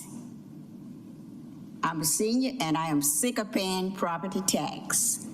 You developers, y'all want to come into the city of Atlanta, put your big fine apartment houses where the people cannot afford, and my property tax go up, and I want to get rid of property tax, abolish property tax for senior, because we have paid our dues. And I am, like I said again, I'm sick of paying property tax. I've bought that house over and over and over and over again. So y'all need to consider helping seniors out sometimes instead of coming to this city, building all these houses we don't need. People can't afford to buy them, so why you keep coming and building them for? Fix up what you got and help us seniors stay in our home. If y'all want to come in and sign, bring some money, bring it to me. Give me so maybe I can get me a better house, because the house I've been living in 40 years is falling down. So you want to come in the city, you developers, y'all want to come in our city and build something. Come in my neighborhood and build me a new house. Property tax free. How about that one? Wouldn't that be nice? Yes, that would be very nice. So that's all I'm saying to all you council members, and I want to say a special hello to Miss Norwood. I remember when Miss Norwood used to come to our NPUP meeting. So I didn't see none of y'all coming over there in the Black folks area. So while you're sitting here thinking about it, think about that one, okay? And I guess my time is up, and I love every one of y'all. God bless you. Thank you, Ms. Harp. Councilmember Boone. Yes, ma'am. What district do you live in? I live in District 11. Okay, I want to connect you with House Proud so that we can get you some help. I'm going to come over to the side and get your information. Okay, thank you. All right, thank you. And thank you to everyone that signed up for public comment. That does conclude that section of our agenda today. We do have 4 presentations, one of which will be a written handout, colleagues. I did want to check to see if Mr. Jeff Mulevy was in the room. We had an appointment for him, but we had been unable to reach him. So no Jeff Mulevy in the room. All right, so we're going to keep moving. So our first presentation today is the Atlanta Housing Quarterly Update.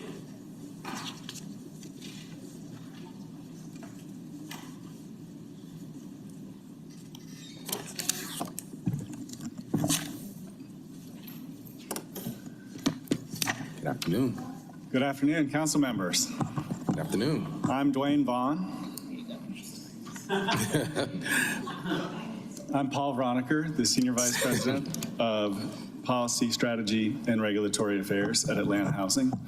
I'm very grateful for this committee in learning so much about the recent tree ordinance, Airbnb ordinance, and now the tax allocation district ordinances.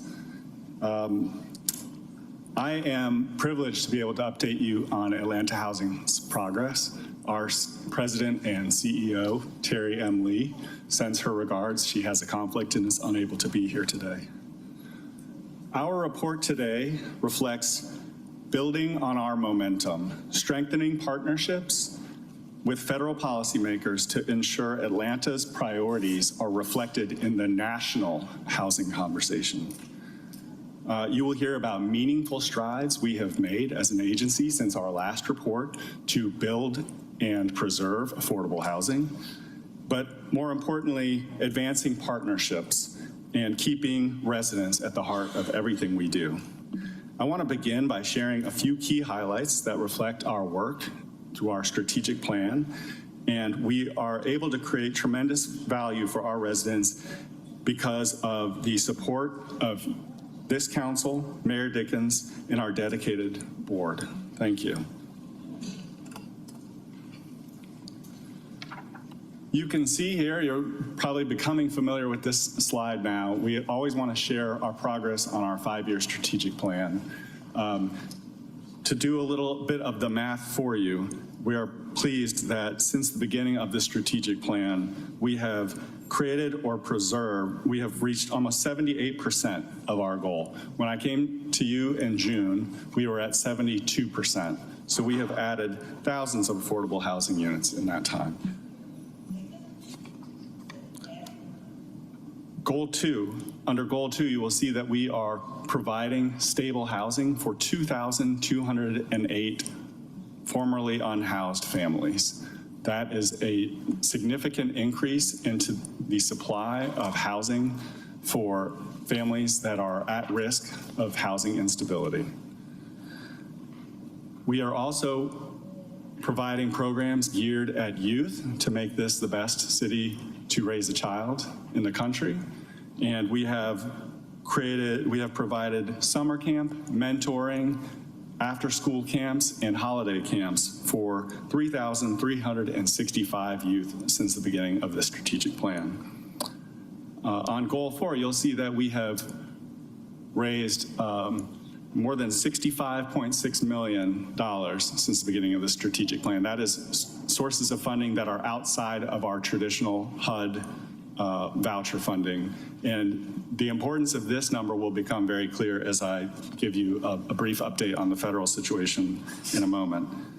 And then we have also been very intentional about getting our story out, which is proven valuable at a moment like this where there are so many different developments going on nationally and locally. We want to make sure that people are aware of our work. They know how to partner with us. They know the work we are doing so that residents who may need our services are aware of them and can take advantage of them. And then finally on Goal 6, it is not reflected on this slide, but since the beginning of our strategic plan, Atlanta Housing employees have accumulated 2,238 hours of volunteer work within the community. So next, the question that's on everybody's mind, the question that I get basically every time I walk into a room is on the federal budget situation. As you are all aware, Congress was unable to pass a budget before funding lapsed on September 30th, which has resulted in a federal government shutdown. We are now in day 14 of that shutdown. Atlanta Housing has navigated government shutdowns in the past. I myself have participated in 3 of them, and we are prepared to do so again. We have contingency plans intended to support continuity of operations and reduce disruptions to both residents, stakeholders, and Atlanta Housing staff. Atlanta Housing has 3 clear priorities that we have articulated to you in the past and that we will continue to articulate, which is to first and foremost keep our families housed. Second, continue our development efforts to create and preserve affordable housing. And third, to maintain the internal operations to continue our work. A federal shutdown directly affects the U.S. Department of Housing and Urban Development, which oversees critical approvals and disbursements for Atlanta Housing. During a shutdown, HUD staff have been furloughed, halting reviews and approvals for new developments, and the release of reimbursements for other transactions. While previously approved projects remain on track, pending applications will stall until HUD resumes normal operations.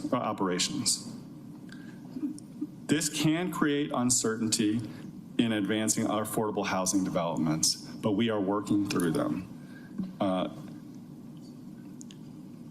It may also seem to create uncertainty for residents, for staff, and for landlords. We want to reassure you that we are continuing to make rental payments and that we are still in the business of providing housing regardless of the situation in Washington. Atlanta Housing is urging policymakers to act swiftly to avoid disruptions that will harm Atlanta's most vulnerable families if this shutdown is a prolonged one. I have included on this slide 2 pictures that are representative of our recent efforts to engage in Washington and educate about the impacts of Atlanta housing. We've had the opportunity to be in Washington several times this past year. You can see here on the left that we had the privilege of meeting with Representative Lucy McBath of Georgia's 6th District. The recent redrawing of the 6th District meant that it now includes a significant portion of the city of Atlanta proper, including the Bowen Homes development on the northwest side of Atlanta. It was a wonderful opportunity to educate our federal partners about the impact of our work and the importance of funding from Washington in providing affordable, safe, decent, affordable housing in Atlanta. You can also see here there is an image of Congresswoman Nikema Williams visiting our Roosevelt Hall facility back in August, accompanied by Larry Sparks, her Director of Operations, and Trey Riddle, her District Chief of Staff. We were able to provide a tour, and I think that the common element of these tours that we have been providing is that people are surprised at the quality of the housing we are able to provide. Both of these were very important opportunities to educate on the work we are doing, uplift both housing and residents and community members in the Bowen area, and show that there are scalable solutions to the housing affordability crisis.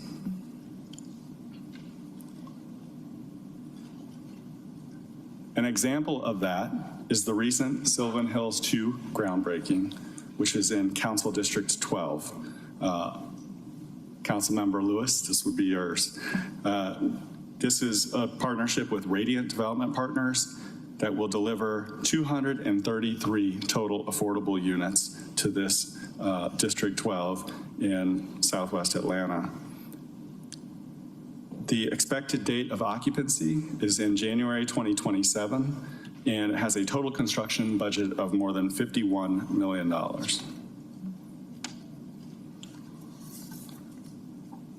This project stands out because the deal was structured without low-income housing tax credits. Instead, our team worked with our partners to layer 8 sources of public and private financing, accelerating the timeline and setting a new model for future developments.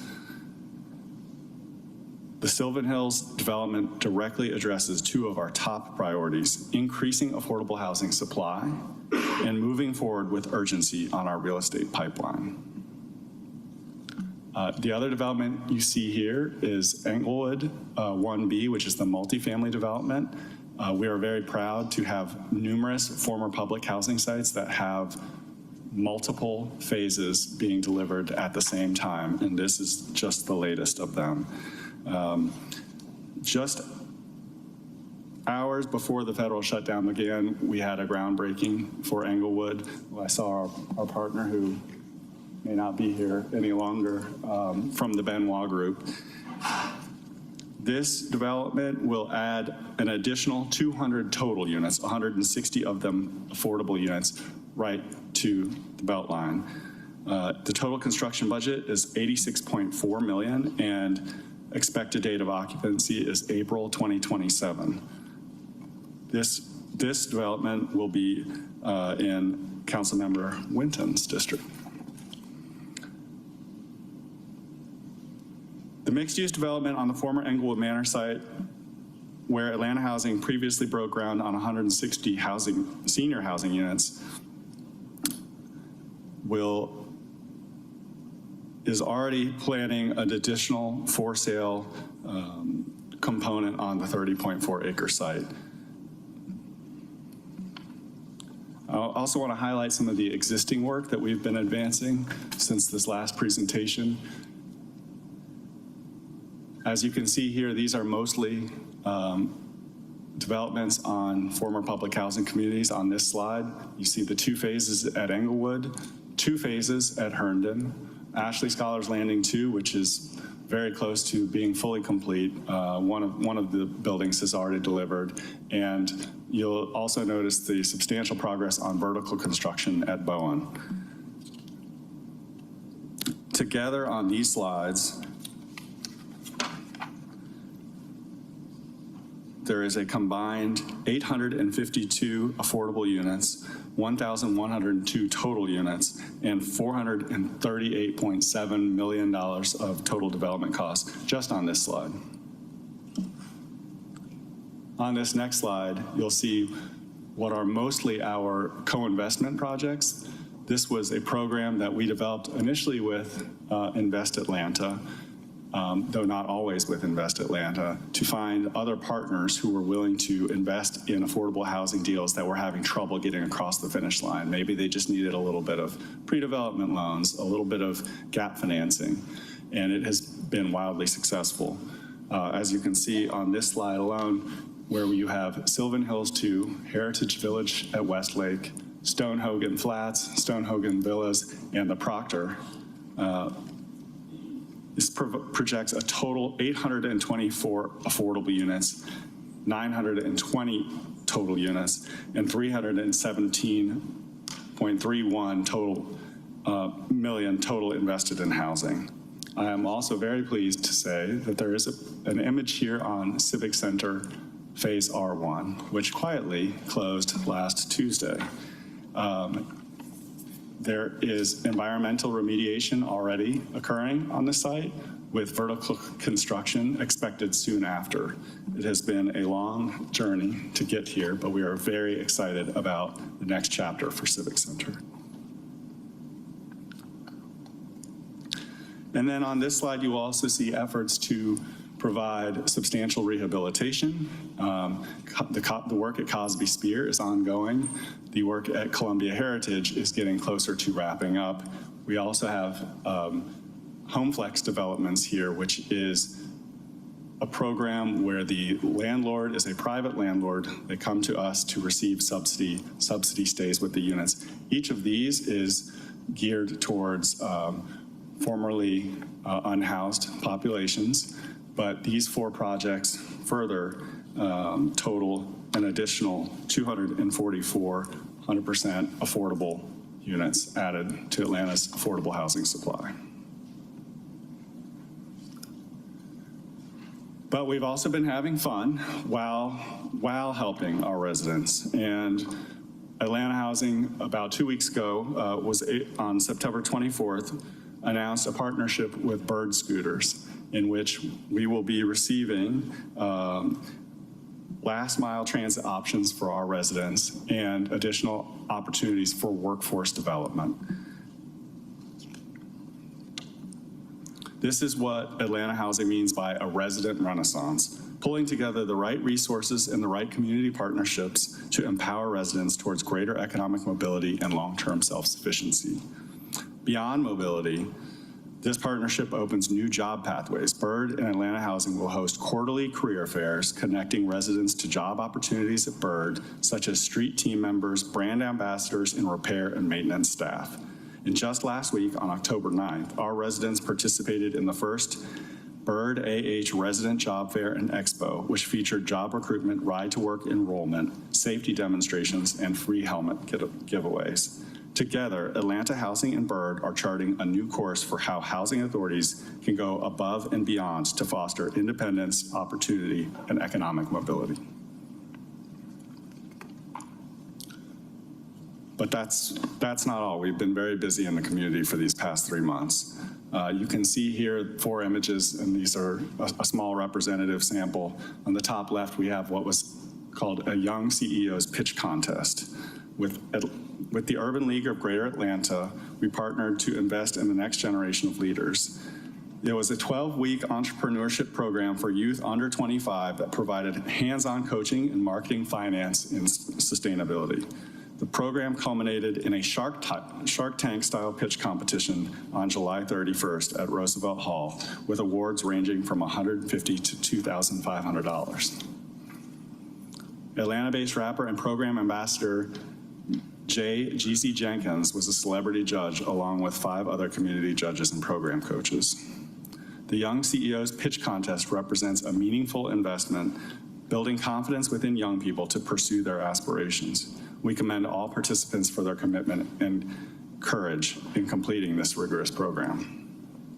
You also see our Back to School Bash picture represented here. We connected nearly 200 AH-assisted households with after-school programs and resources. Among the day's activities were registration for free after-school care, free backpack and children's book giveaways, haircuts, photo booth, and much more. Teens were connected to job information and free sports physicals, while more than 20 community partners, including Boys and Girls Club, YMCA of Metro Atlanta, City of Atlanta, Girls Inc., Inspired You, and Fulton County Library Systems were on site to engage, provide services, and distribute information. Special guest, V103 FM DJ Greg Street emceed the event. This is how we strengthen the safety net around our families. You also see an image of our Landlords Symposium. More than 150 landlords joined Atlanta Housing at the Loudermilk Conference Center. The goal was to expand participation in the Housing Choice Voucher Program and increase the availability of affordable housing units. Forum drove home the fact that behind every voucher is a family, a senior, a veteran, a school teacher, or a working parent who is striving for stability, dignity, and a better future. The message was clear: Atlanta is growing, but that growth must be inclusive. The time is even more urgent for Atlanta Housing to strengthen public-private partnerships to support those in need. Comedian Miss Pat was the keynote speaker, and there were breakout sessions on maximizing underdeveloped land for affordable housing, landlord incentives, and homeownership programs, and more. Lastly, I'd like to direct you to our upcoming calendar of events. Most of these are at Roosevelt Hall, which is our facility that is most geared towards hosting events. And we have a slate that is programmed for October, and we can get you more details on any of these events. For those members of the public that would like to participate, please feel free to reach out and we can provide more information. Thank you for your time. I'll now entertain any questions you may have. All right, thank you for your quarterly update. I'll turn to any colleagues. Have any questions for you? Councilmember Bakhtiari. You addressed every question I have, in the presentation, so just thank you for being here and presenting. Very appreciative. Thank you for your partnership, Councilmember Bakhtiari. Seeing that we don't have any other questions, I'll just say super excited about what's happening in Chosewood Park. Glad we got finally one groundbreaking. So yeah, I'm looking very excited to seeing those doors open. So we'll move on to our next presentation. Colleagues, we're going to do a little shuffle of the deck here. So we're going to go to our TAD extension presentation, and we'll bring up Mr. Courtney English if you're ready. All right.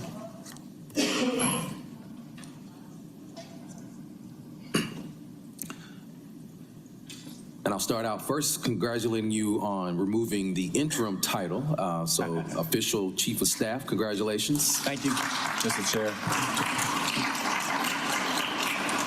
Thank you so much, Mr. Chair. One moment, I need to read in the item first. Oh, okay.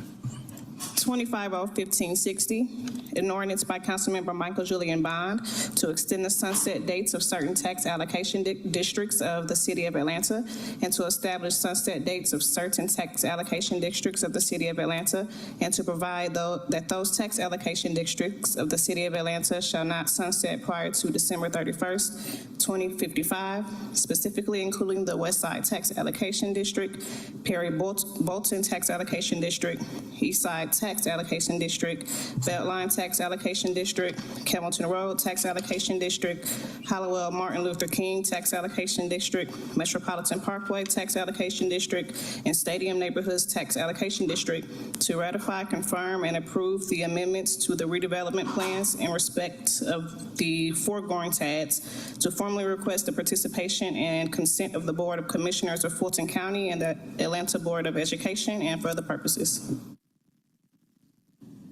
Thank you. Awesome. Well, first and foremost, thank you, Mr. Chair. Thank you, members of council, for being here. We know it's been a long day, but we certainly appreciate the opportunity to be heard on this very important topic. Before we get into the less serious business, I want to shout out the Atlanta Falcons on this victory Tuesday. There were a lot of Buffalo Bills fans walking around this weekend, and we are proud that the Falcons sent them home packing, and so rise up to the Dirty Birds. We recognize that today is really the start of a conversation about the future of our city. We understand and look forward to working with you through this legislative process, and both in this committee and others that it may be referred to. I know we're going to let it sit here for a second, and we look forward to talking to each one of you individually, each one of your communities, as well as any stakeholders. We will go anywhere, anytime, any place to talk about this important issue because it is critical to the future of the city. With that being said, I would like to go ahead and get started. The broad vision of the mayor of the city of Atlanta, our 61st mayor, Mayor Andre Dickens, is to make Atlanta the best place in the country to raise a child. It's what we is what we wake up every single day and think about. It's what we have tried to reorganize government in a number of ways to do. In order to bring that vision into reality, we have to deal with some harsh truths about the current status of our city that was caused by malicious policy decisions made generations ago. I won't belabor the point. I'm going to start off with giving you the bottom line really up front. Atlanta is a tale of two cities.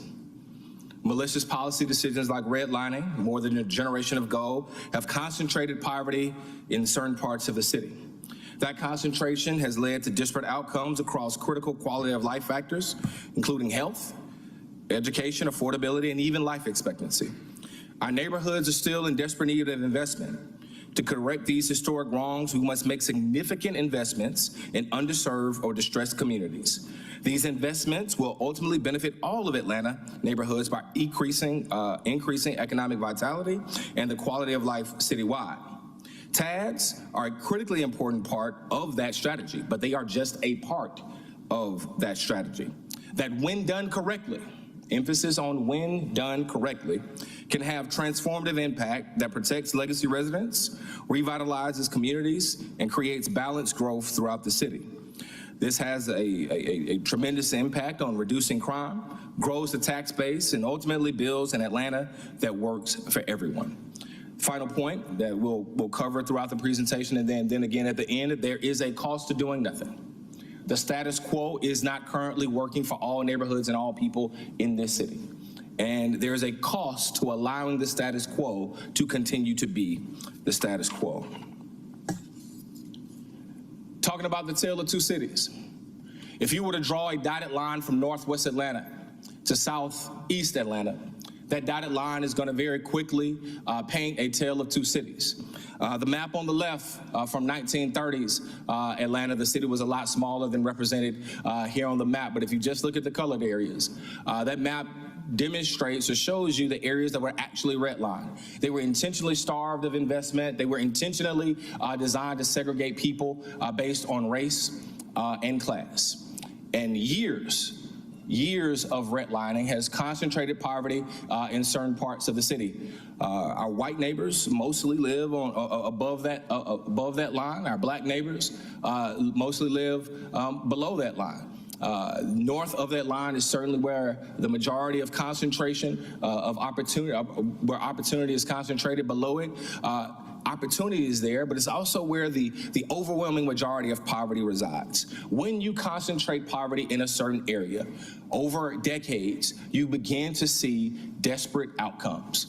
Let's talk about what those look like, because they might be shocking to some, but I don't think they'll be a surprise to any of you. Remember that dotted line from Northwest Atlanta to Southeast Atlanta. If you look at the number of kids who are living in poverty above that line and below that line, there's a vastly different percentage. If you look at high school completion above that line and below that line, there's a vastly different percentage. If you look at the number of folks who actually have access to health insurance, there's a vastly different percentage. If you look at folks, this is 2025. If you look at folks who actually have access to the internet, there's a vastly different percentage above and below that line. If you look at rent-burn households, that means the amount of money or the amount of folks, a percentage of folks who are paying more than 30% of their income towards housing, there's a vast difference above that line and below that line. If you look at the number of folks who have been diagnosed with diabetes, there's a vast difference above that line and below that line. But, oh, my friends, it does not stop there. If you look at average daily commute times, there's a vast difference for folks living above that line and below that line. If you look at folks who are receiving SNAP benefits, now the thing about SNAP is, they only calculate the data if you live in a food desert. They only calculate the data if you live in a food desert. So what that means is that 0% of folks above that line live in a food desert. 100% of folks above that line actually live within 1 mile of fresh food. There's a vastly different percentage of folks below that line receiving SNAP benefits. If you look at industries with office jobs, white-collar work, if you will, a vastly different percentage. If you look at the number of folks living in poverty, living in 1 mile, within 1 mile of fresh food, a vastly different percentage. If you look at the difference of median household income, a vastly different percentage. If you look at small business revenue, which is the engine of economic activity, not just for the city of Atlanta or small businesses or neighborhoods, but really for the entire country, there's a vastly different amount of revenue being generated from small businesses above that line than below that line. Perhaps the most damning fact of them all is life expectancy. There's a 20-year life expectancy gap between people living above that line than there are living below that line. More specifically, 20-year life expectancy gap between folks who live in 30318, where I was born, where I was raised, rather, where I went to school, where I live today, where the mayor lives today, Collier Heights Elementary School, Douglas High School, my institution to be clear, and 30305, where the governor lives right now. 20 years separates neighborhoods that are just separated by only 7 miles. The point I'm getting at, in part, is that the system isn't broken. Those malicious policy decisions were designed to create the exact outcomes that they are creating today. Because they were created intentionally, it will require intention to disrupt that system. Nothing is broken. The system was created to deliver these outcomes. Nobody requires us to lean in to continue these outcomes. The system only requires our silence. It no longer requires our active participation. Just a note on schools. There's not a single school in the Atlanta public school system that outperforms the socioeconomic status of its neighborhood. There's not a single school in the Atlanta public school system that outperforms the socioeconomic status of its neighborhood. Long story short, the higher concentration of poverty, the harder it is for kids to get ahead. Because kids are going to school hungry, they're going to school homeless in some cases, they're going to school not having access to adequate health care. Their mom or dad are working 2 or 3 odd jobs that far too often don't pay living wages. And these are all the schools that are ultimately below that same exact line that we talked about earlier. For folks who are listening at home who might not know, I was a student in the Atlanta public school system, a teacher in the Atlanta public school system, and a board member of the Atlanta public school system, all within a 10-year period. All in service to a lot of the neighborhoods, not just across this city, but more specifically to neighborhoods and schools that needed help the most. So what are we gonna do about it? Last week, the mayor announced the Neighborhood Reinvestment Initiative, which is a comprehensive strategy designed to invest in the most underserved, under-resourced communities in the city. Neighborhoods that for far too long have gone without, they have been cut off from amenities, and disinvestment has caused the very same outcomes that we talked about earlier.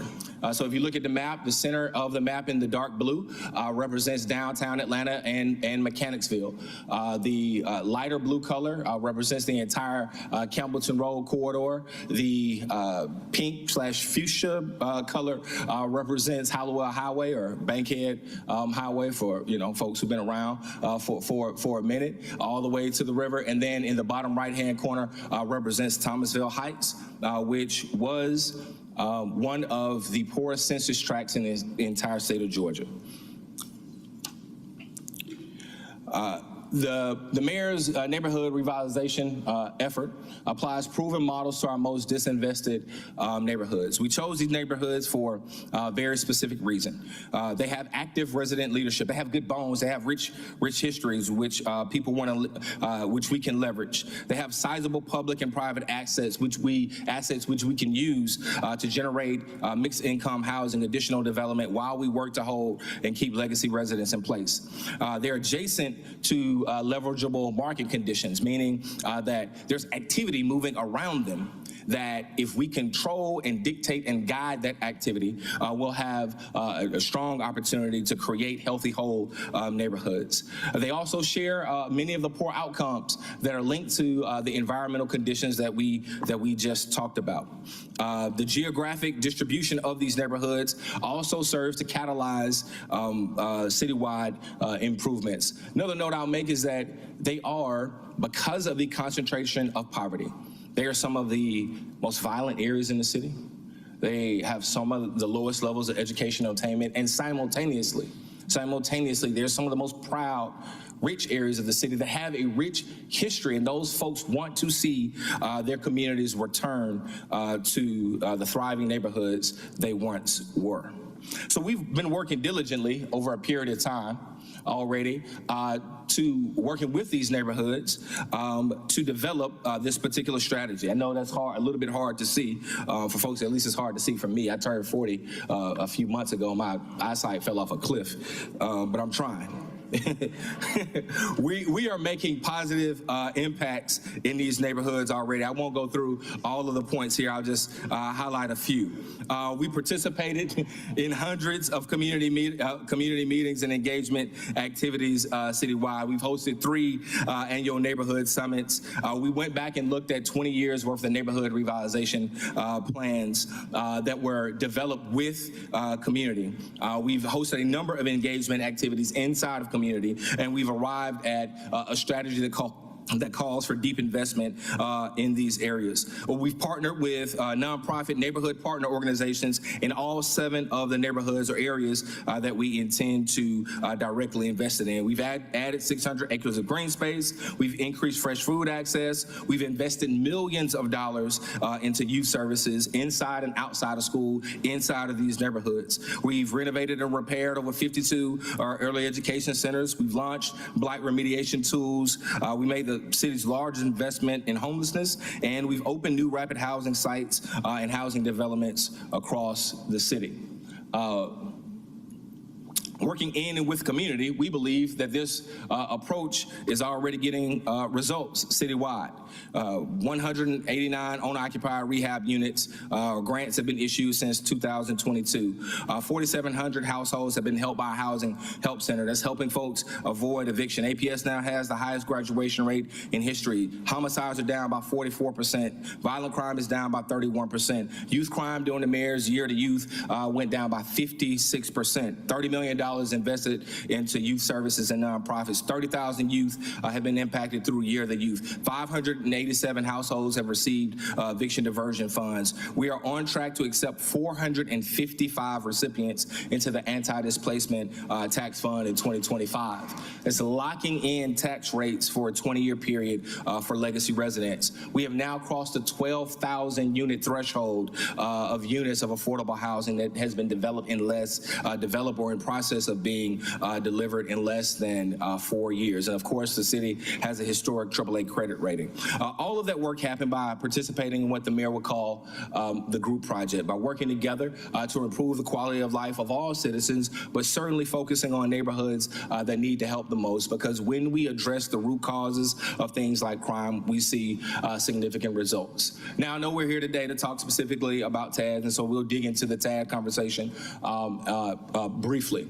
Just by way of refresher, I'm not going to necessarily talk about the slide. The bottom line is that the way a TAD works is if your property value is worth $5 and that value of property grows from $5 to $6, instead of that extra dollar coming back to the general fund or APS or Fulton County, that extra dollar instead is invested or reinvested directly into the community. It creates a virtuous cycle when done correctly that can catalyze transformative neighborhood development. That's just a brief history, brief note about TADs. Well, I'm sure we'll get into more details about that later. We believe that we can use TADs to catalyze healthy neighborhoods in the most underserved areas throughout the city. Healthy neighborhoods, they have a number of rich ingredients, but those ingredients include high quality education, starting at age 0, working your way through self-sufficiency, the presence of commercial and economic development activity, mixed income housing, the presence of green space, access to healthcare, safe environments, of course, reliable transit, and stable public infrastructure. So each of the areas, with the exception of Thomasville Heights, actually one of the tools they have is a tax allocation district. A few notes about the potential, or the need rather, for tools like this to continue. 87% of the schools within TADs have greater than 30% mobility. Talk about school mobility for 2 seconds. School mobility is the number of times a kid is going to move. They're going to change schools within a given school year. On average, APS has a mobility rate of about 30%. In the lowest performing schools in the school district, that number jumps as high as 60%. 60% of the kids in the lowest performing schools in APS are going to be different at the end of the year than when they started. At its core, there's an affordable housing challenge that cannot be solved from inside of the classroom alone. It must be solved by working in conjunction with our school system to improve neighborhood health. 68% of the census tracts within our TADs have low access or no access to fresh food. 100% of the 10 highest neighborhoods in family, or the 100% of the 10 highest neighborhoods of family poverty also reside within our TAD neighborhoods. And there's a reason for that, which we'll talk about shortly. But by leveraging these tools the right way, we can correct many of the wrongs that we've been talking about here today. Now, I heard some folks say earlier, and I know y'all have maybe not, maybe I've just been reading the newspaper a lot, but I know there's this idea or this notion that somehow the neighborhoods are fine. That many of the neighborhoods that you all serve, that you all have worked so diligently to improve, are okay, that they will be fixed magically by themselves, that on their own, the folks in those neighborhoods will be A-okay. There is no empirical evidence that that is the case. In fact, 100 years of data shows us the exact opposite. If that were true, it would have been true. If the market were going to fix it by itself, the market would have fixed it by itself already. Let's just talk about a few of these neighborhoods. We are in a growing city. In fact, the city of Atlanta grows significantly, has been growing significantly for the better part of 30, 40, 50 years. However, in these specific neighborhoods, and neighborhoods that are more often than not below that line, they are shrinking. They are shrinking dramatically because the people in those neighborhoods, one, either lack amenities and are choosing to move out because they have been starved of investment, or worse, they have been pushed out by a lack of affordability. They're being pushed to other parts of the community. There's no evidence that somehow magically this will fix itself on its own. So, some of you may be asking, okay, well, what makes a TAD work well? If some of these things have existed in some of these neighborhoods, well, why haven't we seen the changes that we hope to see for folks living in these communities? There are a few lessons that we have, well, there are many lessons, I should say, that we have learned. TADs work best when all jurisdictions participate.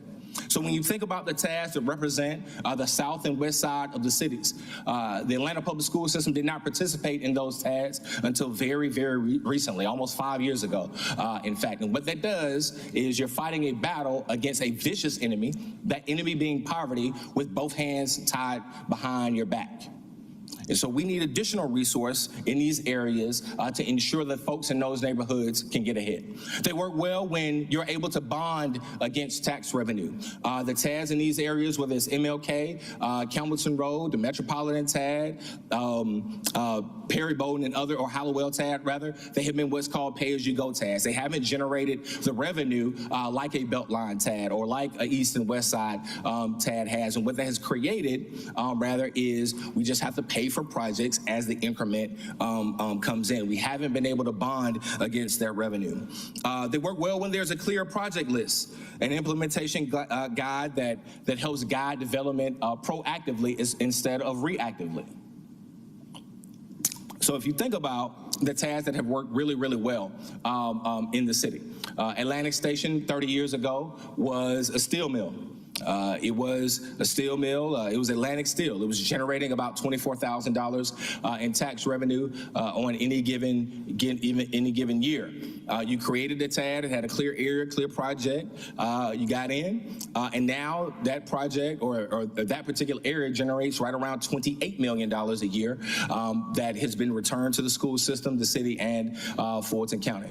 They work well when there's an organizing body that helps oversee and manage the work. They work really well when we work in conjunction with community as well to hold folks accountable and ensure that the work gets executed with fidelity. Now, there have been a few things that have been said about TADs, what TADs are and what TADs aren't. I wanted to clear some of that up just briefly.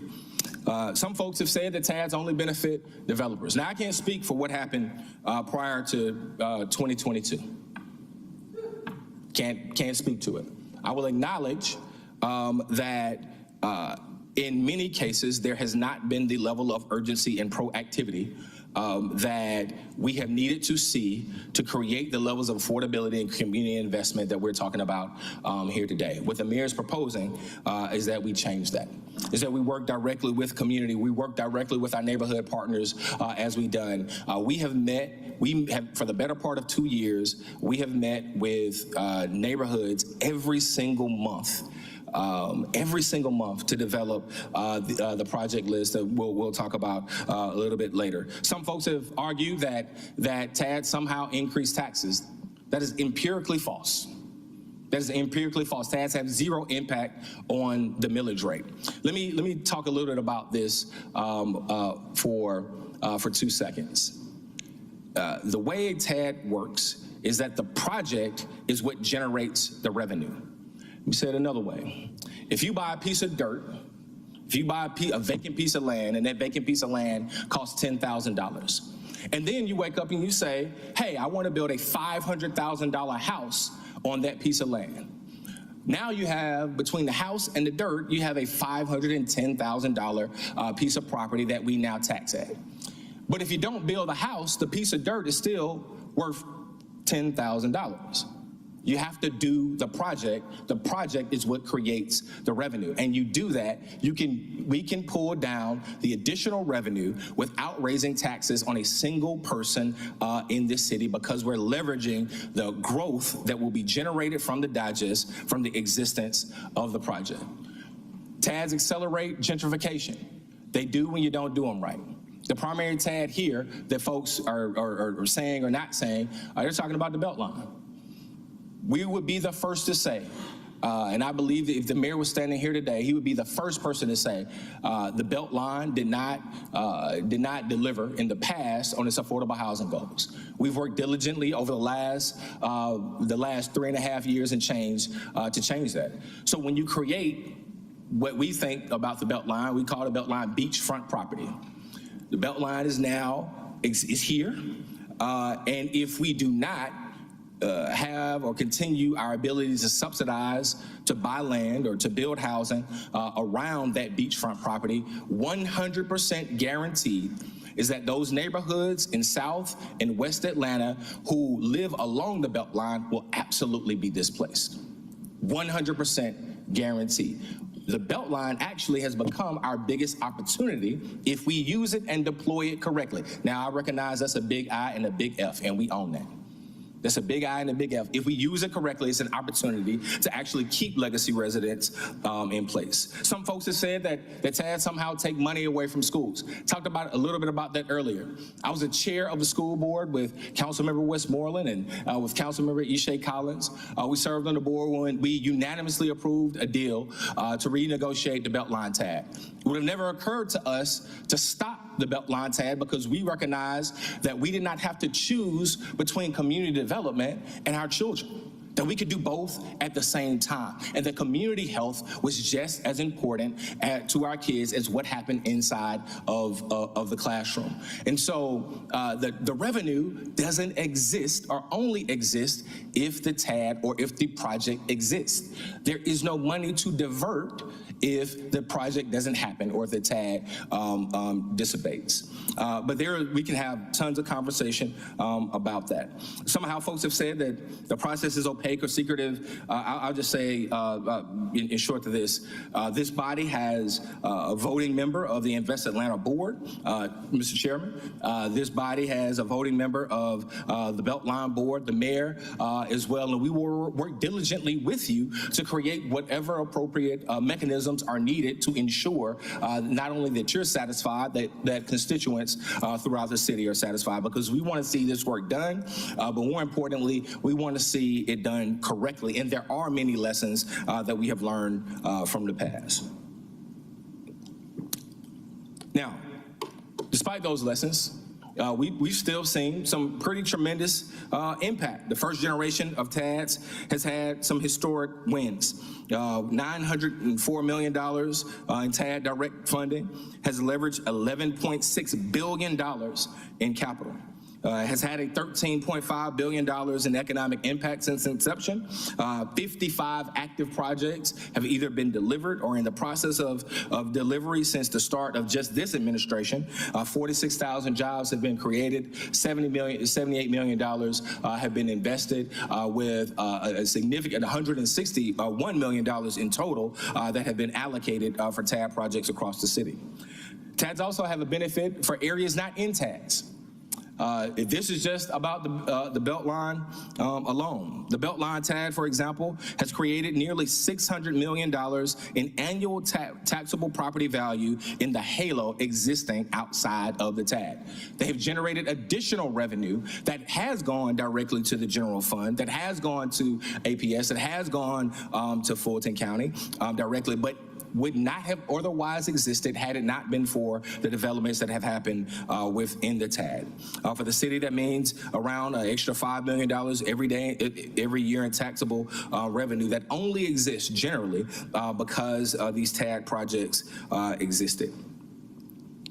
Now, while some TADs have seen success, mainly the East Side Trail, that's where everybody's mind goes. But if you think about the other neighborhoods, if you think about the Metropolitan Corridor or the Campbellton Corridor or English Avenue, Vine City, one would only have to take a short walk and compare that to the East Side Trail, and you will very quickly begin to see that tale of two cities. We have more work to do in these neighborhoods. We have a targeted strategy that is designed to, one, recognize the opportunities from the past, build on the strengths of the past so that we build a brighter future in these neighborhoods and across the city. We can address blight. Our vacancy rates in downtown are too high. In fact, I'll be very candid. Downtown is at a precipice. Downtown Atlanta, because of the vacancy rates, we haven't necessarily recovered from the pandemic. And if we want to save downtown, if we want to make downtown a place that is healthy and whole, that is dense and walkable, that is a job center, that is attractive for both visitors and folks who call Atlanta home, we have a ton of work to do around affordable housing, around green space, around transit, and a number of efforts to make downtown the vibrant opportunity and neighborhood we know it can be. We have aging resources throughout our neighborhoods that we can correct. Also, I talked about that Beltline frontage. The Beltline is here now. So there are three main things the city can do, which I'll talk about briefly in a second, to create affordability. One of those is to subsidize deals. TADs represent a massive opportunity to put money directly into deals. If we lose that opportunity or that tool, the folks who live in Mosley Park or along the Metropolitan Corridor or in Washington Park, where the Beltline has already been delivered, they're gonna have a hard time staying in their homes because prices are going to continue to increase because of that beachfront property. So the new generation of TADs represents a historic opportunity. $5.5 billion worth of investments in potentially a number of projects. This is just an estimated draft list based on conversations with community and those neighborhood plans that we've talked about earlier. Almost $1.4 billion for affordable housing projects, both single and multifamily. $170 million that can support health centers, recreation, and continued grocery stores. $88 million reserved for small business. $1.5 for trails and green space, including funding the Trails ATL master plan. $81 million in public infrastructure, things like sidewalks, stormwater, and safe streets. $1.9 billion in transit along the South Side Trail, supporting folks who actually need and rely on transit the most. TAD could also mean an additional 10,000 new units of affordable housing as we work to remove blight. We work to create transit-oriented development, new multifamily, mixed-income housing, along with new single-family housing. Atlanta is projected to grow by 1.8 million people by 2050. Those people got to go somewhere. They can't all fit in Midtown and Buckhead as much as great as Midtown and Buckhead are. We have to do things to create balanced growth throughout the city while we work to hold on to legacy residents. TADs represent our best tool to lock in affordability across housing types and preserve existing affordability. A TAD extension, when coupled with anti-displacement initiatives, means that families, young people, and seniors can grow in place. It also means that we can continue to deliver on innovative projects like Azalea Markets, which is the second municipally owned grocery store right behind the Sweet Auburn Municipal Market in the city of Atlanta's history. There are, by the end of this year, we hope to break ground on the second municipal market or the second Azalea Market site, and we've already identified the third municipal market site. I can't tell you where it was. It's somewhere along the MLK corridor, Councilmember Boone. Don't just putting that out there. I don't want to break no news. So we can continue investing in these types of projects, like the At Promise centers, like early education centers, like we've seen at the YMCA on the west side of the city. It also means more money for small business support. We can support through technical assistance, through creating affordable spaces that small business owners can lease at reduced rates. It means facade improvement grants that help the businesses look nice so that the customers, so they're more appealing to their customers. It also could potentially mean shorter commute times for folks who are absolutely transit dependent. The mayor rolled out an ambitious transit plan that called for the development of 13 miles of light rail from West End to Glenwood, as well as the creation of a new infill station at Murphy's Crossing, connection to the Summerhill BRT, and trail connections to 15 APS sites. This connects some of the most underserved communities in the city to grocery stores, to heavy rail access. It shortens their commute times, which we talked about earlier. And so the TAD represents, or the Beltline TAD in this case, is our best chance to get at rail on a part of the Beltline while we serve folks who need help the most. It can also mean healthier communities and safer routes to school. It means brownfield remediation. It means creating additional parks and trails that connect our schools to one another. It means new green space. We have purchased 600 acres of green space, and our park score is on the rise. We can continue efforts like that through a TAD extension. I talked about earlier that while important, the TAD work was just one part of a larger strategy to close this tale of two cities. Every person in this room, every person on the dais, I should say, has talked a lot about income inequality in this city and how it has devastated both people and place throughout this city. But layering our TAD work, or a potential TAD extension, with things like early childhood education, the expansion of mentorship, child savings accounts, credit repair, public employee down payment assistance. We're working diligently to build out what we think will be one of the largest down payment assistance or single family affordable home ownership efforts in the city's history. We're having a housing fair in partnership with Councilmember Boone and Councilmember Overstreet on the 25th of August that will have over 500 city employees, APS employees that have already registered that they want to show up and figure out how they get access to housing. Workforce readiness, anti-displacement, tax relief, owner-occupied rehab, continuing the efforts of our housing help center, and investing in mental and health access are all important efforts, a part of this strategy. Now, there's some lessons that we have in fact learned from the past. We acknowledge that TAD efforts in the past have been reactive and should have placed increased urgency on affordable housing and anti-displacement efforts. We learn from those mistakes. And now, with a new generation of TAD, we can control our own destiny to shape who benefits from these new benefits and from these new amenities. We've already begun to build out that toolkit to address things like displacement. First, in fact, we started with neighborhood stabilization. One of the first things the mayor did, in working in conjunction with you, our partners at Invest Atlanta, and partnering with folks like Tyler Perry, is pay off the back taxes of seniors throughout the city, legacy residents whose tax burdens would have continued to pile up and ultimately pushing them out of their homes and their communities. We expanded the anti-displacement tax relief effort citywide. We allocated $11 million for down payment assistance. We allocated $11 million for owner-occupied rehab and additional dollars for down payment assistance to help existing residents. We've worked diligently to increase our housing supply, 12,000 units delivered or on their way. We have an aggressive acquisition strategy. When we own land, we can shape the destiny of what happens inside of community. And we have partnered directly with community.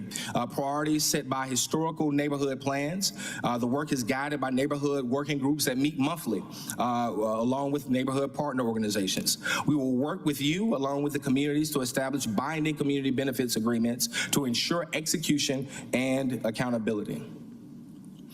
All of Atlanta benefits from a successful TAD strategy. Even if folks don't live in a TAD, everyone will see and feel the benefits of successful TAD investments. TADs increase access to opportunity.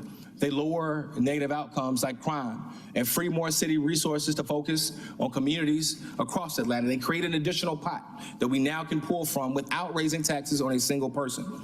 They improve public safety outcomes. You see, poverty is the root cause of crime, and crime travels. If we look at Zone 2 alone, one of the safest areas in the city, it's probably no surprise that 90% of the crimes committed in Zone 2 aren't committed by people who live in Zone 2.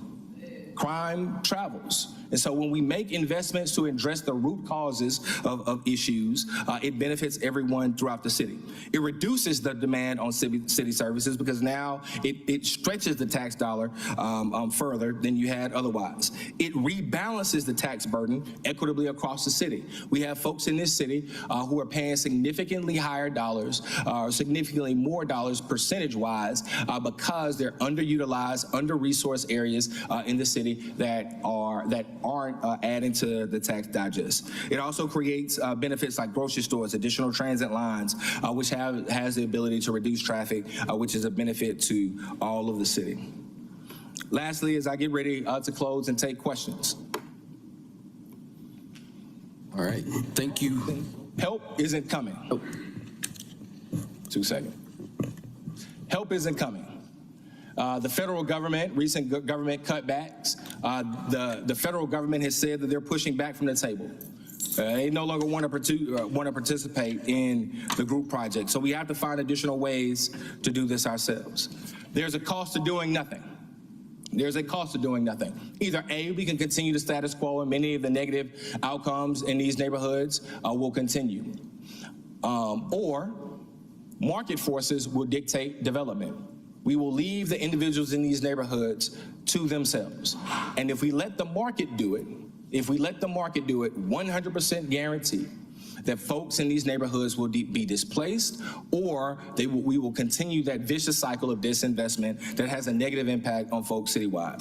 Or we can make a different choice. We can leverage tools like CHADS and work alongside communities to accomplish community goals. We believe this is one of the biggest, if not the largest efforts in the city of Atlanta's history to address income inequality and improve the quality of neighborhoods across the city in this city's history. And so the opportunity before us is a powerful one, and we look forward to working with each and every person on this council, each and every person in this room, each and every person across this city to again close the gap or to close the book on the tale of two cities. We can close those disparate outcomes. We can work to improve the quality of neighborhoods that still need investment. We believe that TADs are a part of that strategy, and there's absolutely a cost to doing nothing. You know, I love Atlanta deeply, and there's nothing wrong with this city that can't be solved by what's right with this city. I'm a Morehouse man, and we believe in lighting candles in the dark. One of my favorite quotes, and you all have heard me say it a few times, is that in darkness, crimes will be committed. But the guilty ones aren't just those who committed the crimes, but also those who created the darkness. And we believe fervently that it's an opportunity to light up darkness across this city. So thank you all so much for your time. I'm happy to answer any questions you all may have. All right. Appreciate the presentation over this. I know that colleagues have some questions. Obviously, we're talking about this level of potential investment in the city of Atlanta. I think it deserves, some robust conversations, meetings, and I think we've already started that process. And so looking forward to continuing that dialogue. So I'm going to get started with questions here. First up, we have Councilmember Backyard. Thank you, Chief English. I get used to saying that title. Thank you for coming in today and presenting. As Chair said, this is a huge lift. To your point about stewarding our own future and the current climate that we're going to be in, not knowing what's going to happen a month from now, let alone 4 years from now. So wanted to first touch on something, public comment. There was someone who asked about a constituent, a community member that asked about seeing a full project list. I want to follow up on that and see if that was something that we could see and get that full proposed list so we can start discussing more in depth. Sure. Awesome. And then moving on to questions about revenue, how much increased revenue was generated by each TAD?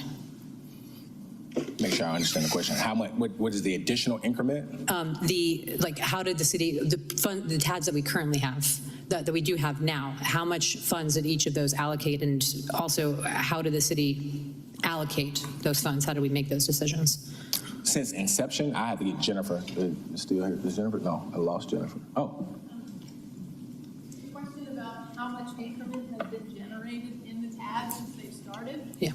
So yes, question was how much increased revenue was generated by each TAD, and the next was how did the city allocate those funds?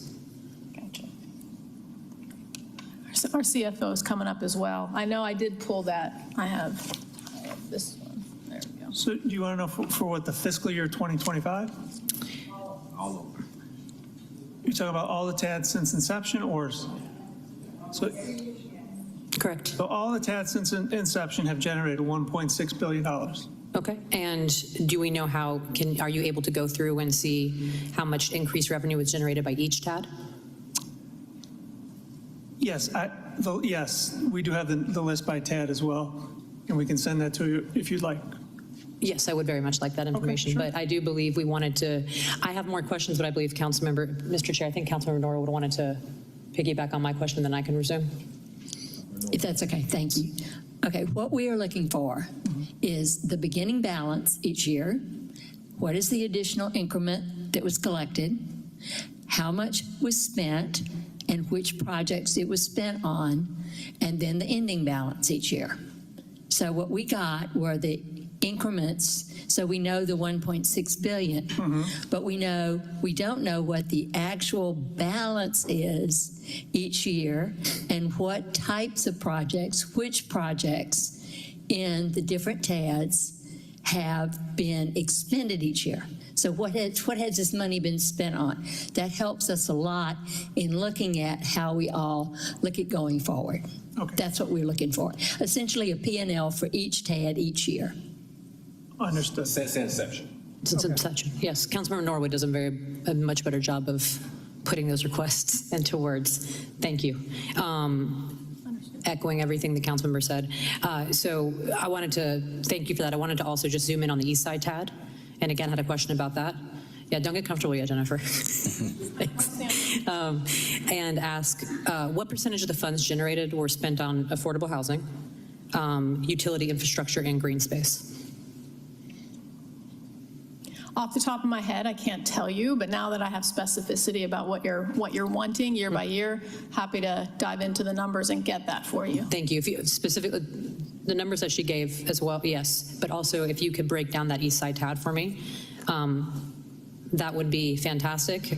And I think I have a feeling this next question I have will generate a similar response. The paper cites $8.5 million in investment in affordable housing in the West Side TAD, which is great. What percentage of the funds generated does that represent? The 8.5? Out of the, yes. What percentage of the funds generated does that 8.5 million represent? Got it. I can get that to you as well. Yeah. Thank you. Next question. How much revenue is expected to be generated over the 30-year period? I believe y'all stated that, but could you say it again? We do have that. Yeah, the base estimate we have is $5.5 billion. Great. And I know that was, as you said, Chief English, that was if we had all parties at the table. Correct. Do we know if Fulton County and APS are currently supportive of continuing foregoing revenue for the next 30 years? We are in conversations with them now. And could you walk me through, if they were to step away, if we were not able to get them to the table, could you walk us through what revenue projections look like if we aren't able to get either of them or both of them to the table? Yeah, it just means 25% of the $5.5 billion, so roughly $1 billion in change, as opposed to the full 5.5. So we would look at maybe 1.4, 1.5 billion over 30 years instead of the 5.4. Got it. And the next question is personally one that I am very concerned of, and I have other questions, but I want to give my colleagues their time because this will be a continued conversation.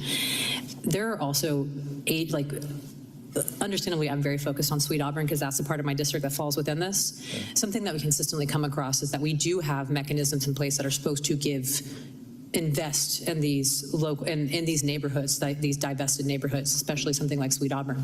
And we have agencies, Main Street programs that exist that are hoarding money and not actually putting it into the community. Will this be able to assist us with holding agencies accountable that are supposed to be stewards of public dollars? Because in some regard, it feels like I understand exactly the importance of this lift. There are other agencies I feel like we would be carrying the water for because they are not doing their job. And those are some of our Main Street programs, et cetera, and just wondering how we might be able, as we invest in these neighborhoods, to ensure that other public dollars that have been allocated are actually making it to the community. Yeah, so, I will be the first to say, and I don't want this to scare anybody, we don't have all the answers, and we are honest about that. and quite frankly, humble about that. And so give me a list, let's sharpen our pencils, and let's build that mechanism out together. Let's identify the agencies that need to be strengthened and those mechanisms of programs and projects that need to do a better job faster for more, and let's go to work on it. Thank you. You're good. And I will allow my colleagues to ask. I have other questions, but I know we have continued conversation, so I'll go ahead and defer, Mr. Chair, and allow my colleagues to continue asking. Any other questions? First, I guess starting with committee members. Councilmember Norwood. Yes, one of the things that's been talked about is the different projects over the years that I've just asked for essentially a P&L. But what we haven't heard is bonding. You know, with TADs originally, because I was here when the first TADs came through. And so my question is, can y'all tell us what's been bonded versus in a big projects versus someone wants some money for something and goes to Invest Atlanta and asks for money for that thing they want. And I think that's what my colleague was talking about with how much is affordable housing, how much is, we want to know what are those categories? Because again, if we're going to go forward, we want to make sure we've got the guardrails that projects are truly what we would think is the most important. And I know that there's been representation on the TAD for TAD oversight, but it has not been the same kind of discussion that we have, say, with our general fund budget. You know, we get weeks and weeks and weeks of information versus all of a sudden how many projects have we done in the various TADs and what were those funding mechanisms? Where did we get philanthropic dollars? Where did we, how did those come together? So I heard a few things. One, an understanding by TAD of which projects were bonded as opposed to just paid for. Right. An understanding of what essentially is the capital stack, either by project, what else goes into the bucket, right? If there's some TAD dollars that goes into the bucket, how do those capital stacks come together? Yes. That's correct. Thank you. We might need a second to develop the latter one. If you want it for the history of the TADs, I believe we have a lot of that information since 2022, but we'll get you what we have immediately from 2022, and then we'll work to build it out. But we can pull that together. Okay. Yeah. Just one clarifier. So I will get back with your office just to make sure I get the specificity correctly. But in terms of projects funded through bond proceeds versus increment. I mean, I've been in Invest Atlanta 11 years now. It's all been increment. Okay. I think the last project we funded with bond proceeds might be West Highlands and Perry Bolton. And we obviously had bond on Beltline to fund the Beltline, but projects for at least the last 12 plus years have been increment funded projects. That's helpful. Thank you. Okay, sure. Got it. There's one clarification, Councilmember Bakhtiari. I misspoke earlier. You asked, I thought you were asking, what is the value of the project list? The value of the projects that we've identified is $5.5 billion. We project the increment, though, over the next since 2055, including all of the taxing jurisdictions, to be around $8 billion, though. So. Understood. Thank you. And may I quickly, Mr. Chair, if it's okay, to piggyback off of something we said around affordability? I forgot to ask for a specific detail. I think I've made this very clear, and I think, Chief, Mr. English, you agree with me on this, that, let me back up. There was an individual that came and spoke at the mic, and he mentioned the AMI formula, and I do want to, as a point of background and just civics education, so folks know we have no control over that AMI formula. It is a HUD national dictated number. We don't get to pick which neighborhoods are put in that formula. So, and HUD obviously says anything below 80% is considered affordable.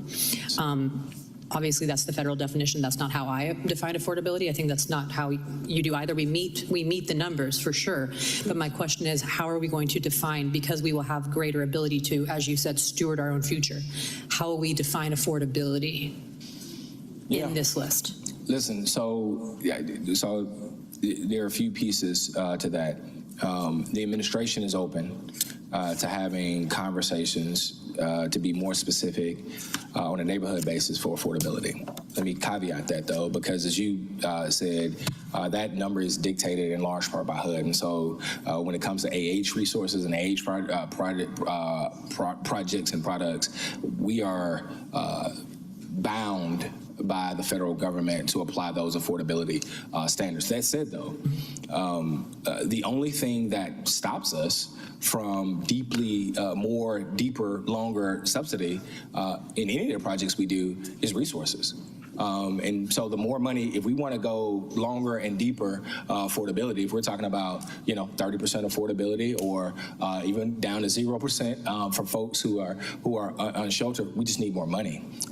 If you think about a basic housing deal, you generally, let's say, particularly in this market, let me just say something about the market.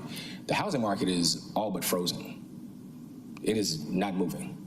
Interest rates, tariffs, we have been able and fortunate to have a city council like you, to have a mayor who's dead set on it. In fact, our housing strike force is meeting right now.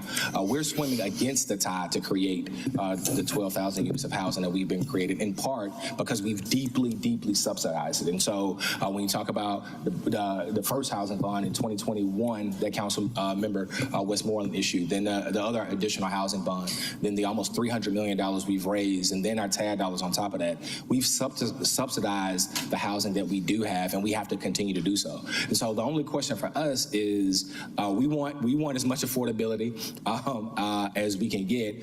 That is going to be dependent upon the amount of resource we have to subsidize a deal. Let me put that in perspective for you. And I know, and I want to be really clear because there were some other comments made both in writing and then at this podium about, well, we should just beef up the housing trust fund.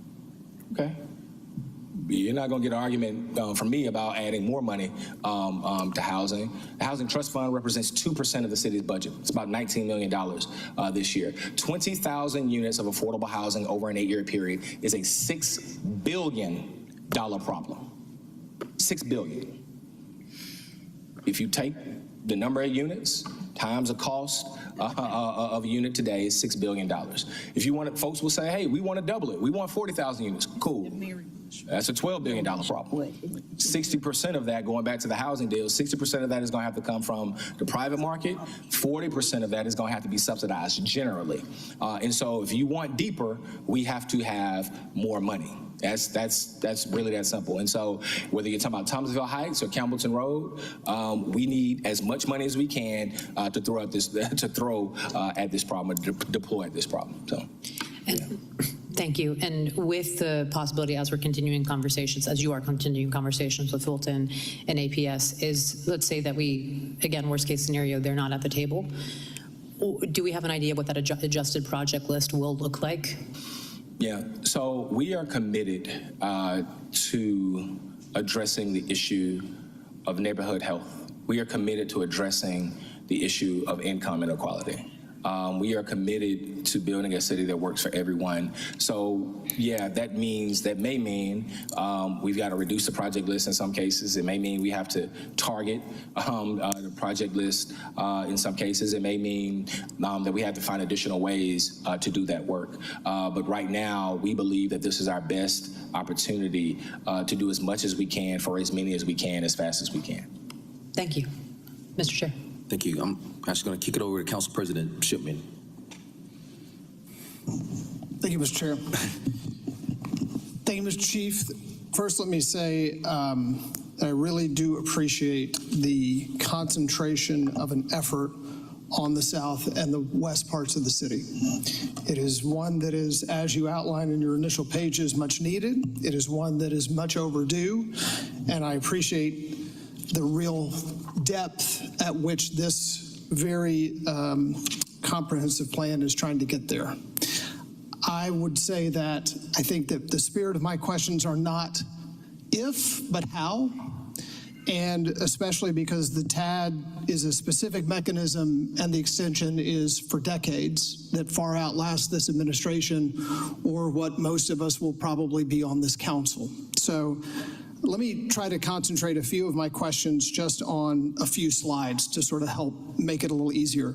Let's start with the TAD neighborhoods are shrinking slide. You outlined a number of neighborhoods there that are in TADs that have not grown. Yes. You talked, they don't have pages on them, I apologize. It's the one with the red bars. If we can throw up the presentation, maybe for everybody, it'd be helpful. I don't think I'm in charge anymore. For those who are in the room, it's this slide. It's the red bar slide. And you talked about that some of the TADs haven't grown quickly enough to be able to bond, and so it really hasn't allowed sort of for TADs to be able to work in these areas in the way they have. Roughly speaking, it looks to my eye as if probably 6 or so of these bars are going to be touched by the Beltline as it continues to build out, and 4 probably aren't at all touched by the Beltline. Maybe I've got one wrong. But my first question is that there seems to be 2 things that this proposal is trying to do. One is to invest in neglected neighborhoods. 2 is to protect neighborhoods as the Beltline comes. Yes. Is that a fair kind of characterization? And if you could just take that as, expand a little bit on where you think this sort of, is it 50-50? Is it 60-40? How much of it is because the Beltline's going to grow by your own testimony. Beltline is an engine of growth. It will be an engine of growth in a lot of the neighborhoods that have been neglected, but it's the kind of growth I think that you're trying to get at. Well, I would say it's hard to say, give the exact ratio as you pose a question. I think I understand the spirit of it in terms of priority. We have to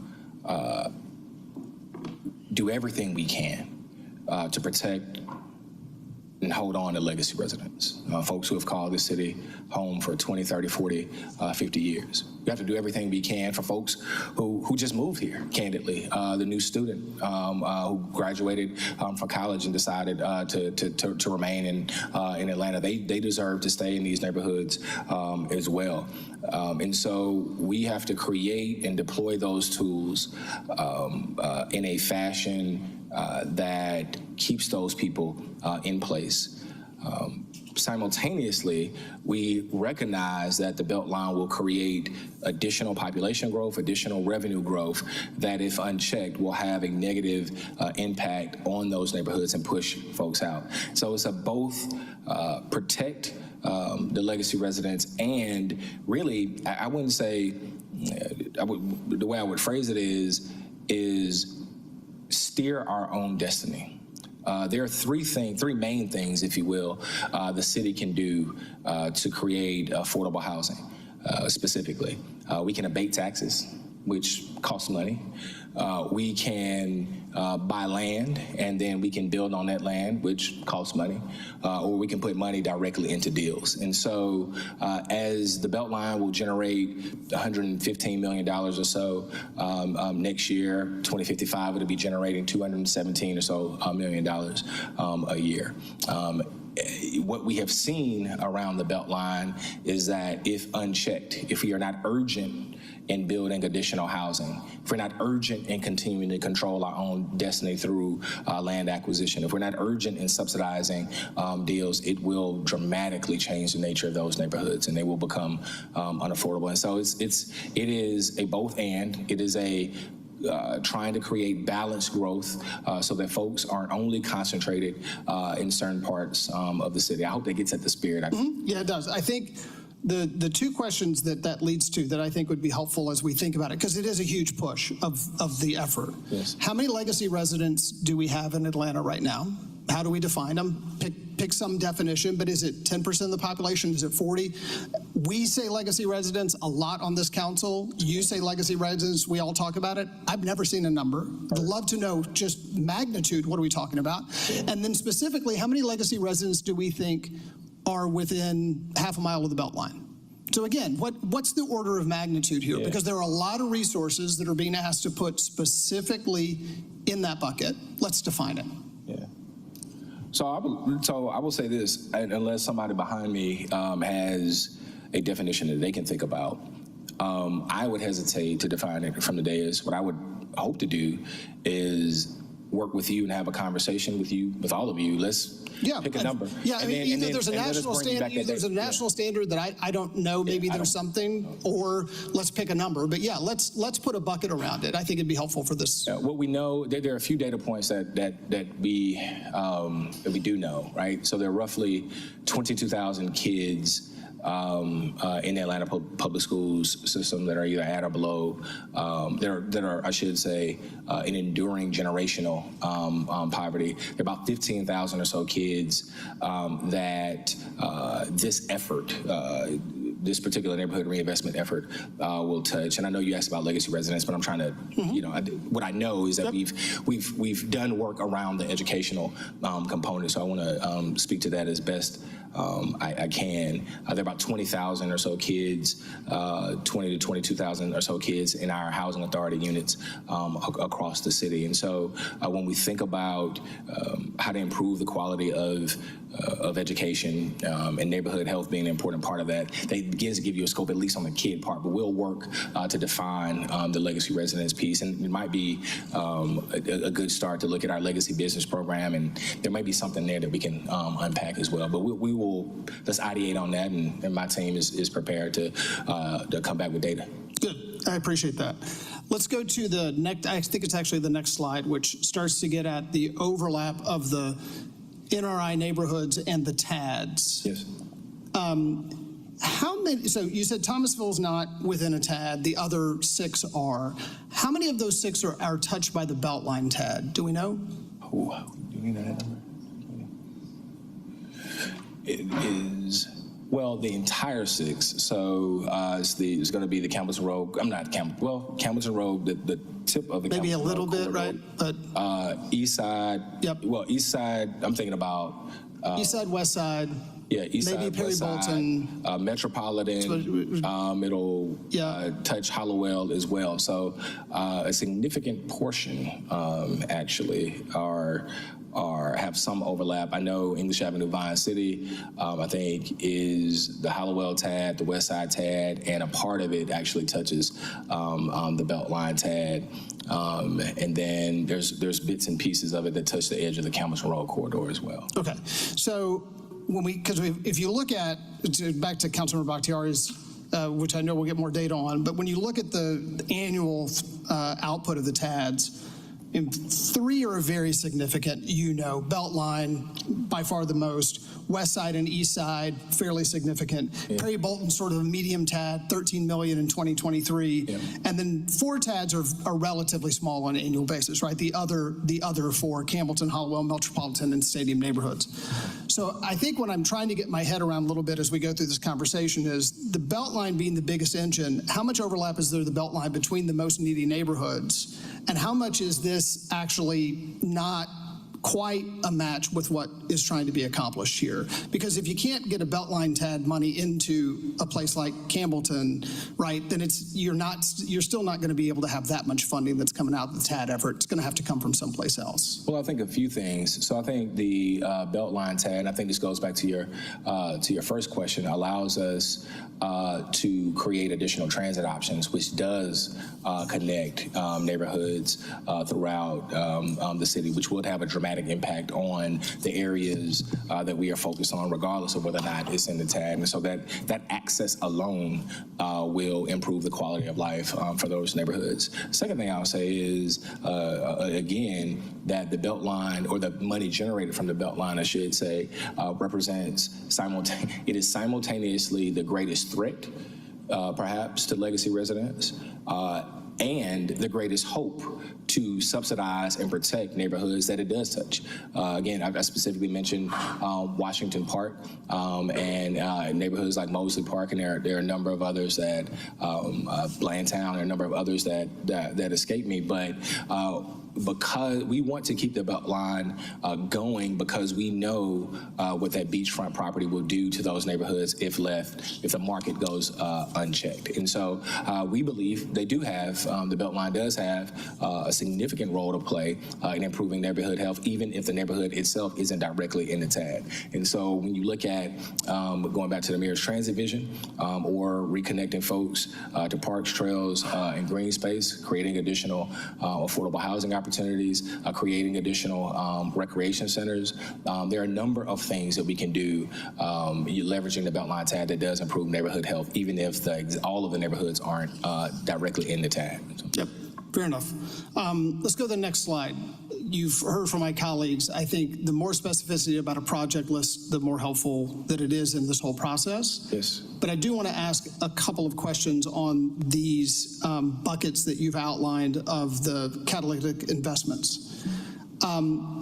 Trails and green space, $1.5 billion. The phase one of the ATL Trails master plan is $250 million, according to theirs. Is that the only part that's part of that $1.5 billion? Because they haven't priced the second and third phases. So I get Katie. Yeah. This is Katie. Hey, Council President. That number includes, all phase one Trail to ATL projects that basically, if they overlap with the TAD, we took the percentage of the trail that overlapped with the TAD and used their formula to estimate how much that would be. Got it. Thank you. That's helpful. So what is the remainder 1.3-ish billion or more in that bucket?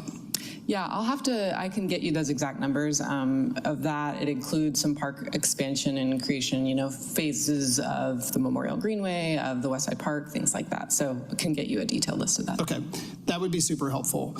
On the affordable housing bucket, this is probably for you, Chief of Staff. You just mentioned, I think if I did the math on the fly, that it's about $300,000 a unit of affordable housing. Did I get that right? Yes. Okay.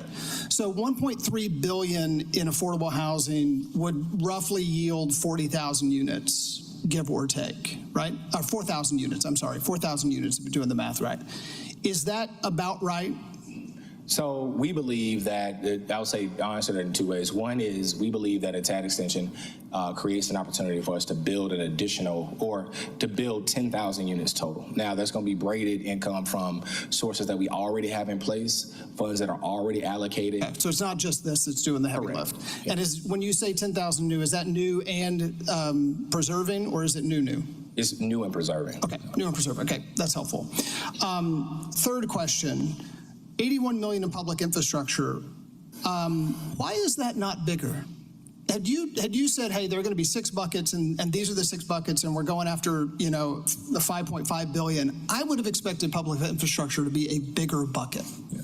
So it represents, again, the neighborhood plans that already existed that we looked at. The mayor believes in doing while we plan. And so we tried to do the best job we could of going back and looking at those plans and then working diligently with the community to match the needs of folks right here, right now with the existing plans. And then we did an estimate on how much that would cost. Now, I will say about this entire list, we can, if it needs to be bigger, let's certainly have a conversation about what that looks like. What we are mindful of, though, when we talk about, sidewalks and safe routes to school, sure, some stormwater improvements, creating safe or complete streets, those have benefits for everybody involved. What we are trying to be respectful of, candidly, is our partners at Fulton and APS. A lot of the public infrastructure projects, when we get deeper into that body of work, they cross into a space where, some folks could argue, well, no, this is very clearly a city responsibility.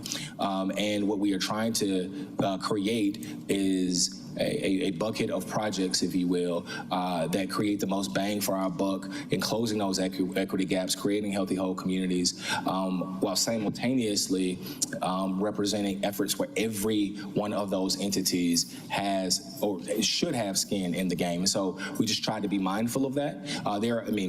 Just fresh water alone is a $5 billion project over a 20-year period, right? And so that was the thinking there, and we can have more conversations about it. I'm just thinking about back to the point about the specific neighborhoods, their specific needs, how you think about building a foundation for their growth. Sure. I get that point. That point is well taken.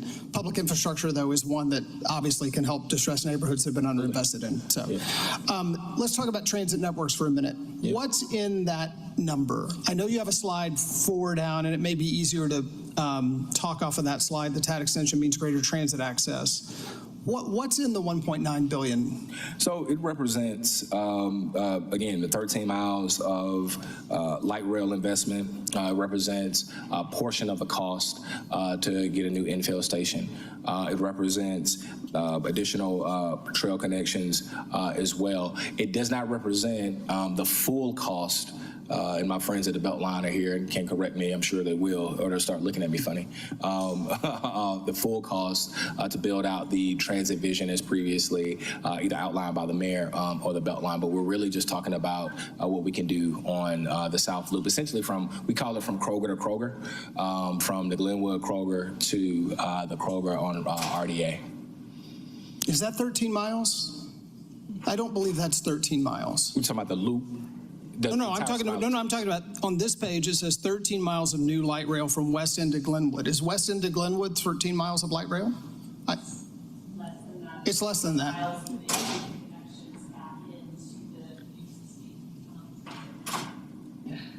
Oh, I see. So it includes. So sorry. So I'm asking a question. The Beltline folks are being good to try to answer it.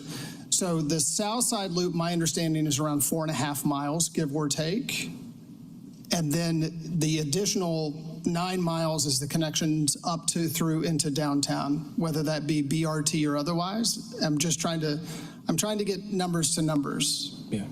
What's included in the 13 miles? Yeah, I can speak to what's included in that number that you're seeing. That includes costs for all 13 miles that we talked about. What you're seeing on the picture is potentially a phase of that work that we might start with to get a functional system off the ground. But the project list itself does include a portion of costs for that entire 13 miles. Which 13 miles? Sorry, including the South Loop and then connection into downtown. A streetcar extension. Streetcar extension. Both east and west. Streetcar extension, east and west, South Side Loop, not East Side Trail. Is that correct?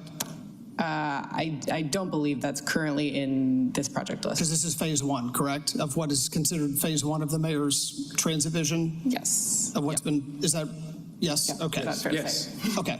Got it. So so again, just to be clear, this project list includes the South Side Loop, the east and west streetcar extensions in the 13 miles of light rail. That is accurate, provided that work with MARTA to either redeploy money for the East Side Trail, fix the streetcar going east. And then there are conversations about how to connect the East Side Trail to the rest of the loop, essentially at Krog Street, right? There's a lot of work that will need to be done to bring that vision to fruition. Property acquisition, tunnel needs digging. There's a whole lot of thought that has to go in there, and so we are not ready to yet commit to that. What we know is we can go east, get you to the Beltline. We can go west and loop back around through the AUC down to Murphy's Crossing. So obviously, you and I have had that. Or go ahead.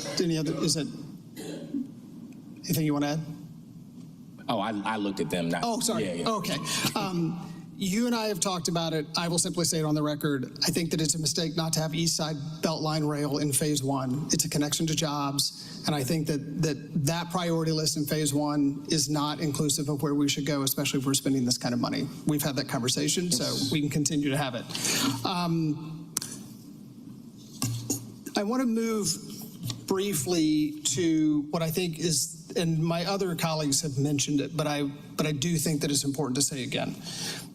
My biggest concern with this whole thing is that we are basically contemplating a very long-term ask that is going to be, as currently architect, in the hands of 9 members of an Invested Atlanta board. Only 4 of those members are ostensibly elected, and 5 of those members are either the mayor or mayor appointed directly. So in essence, this mayor, future mayors will have the ability to shape the Invested Atlanta board and in essence control the flow of these funds.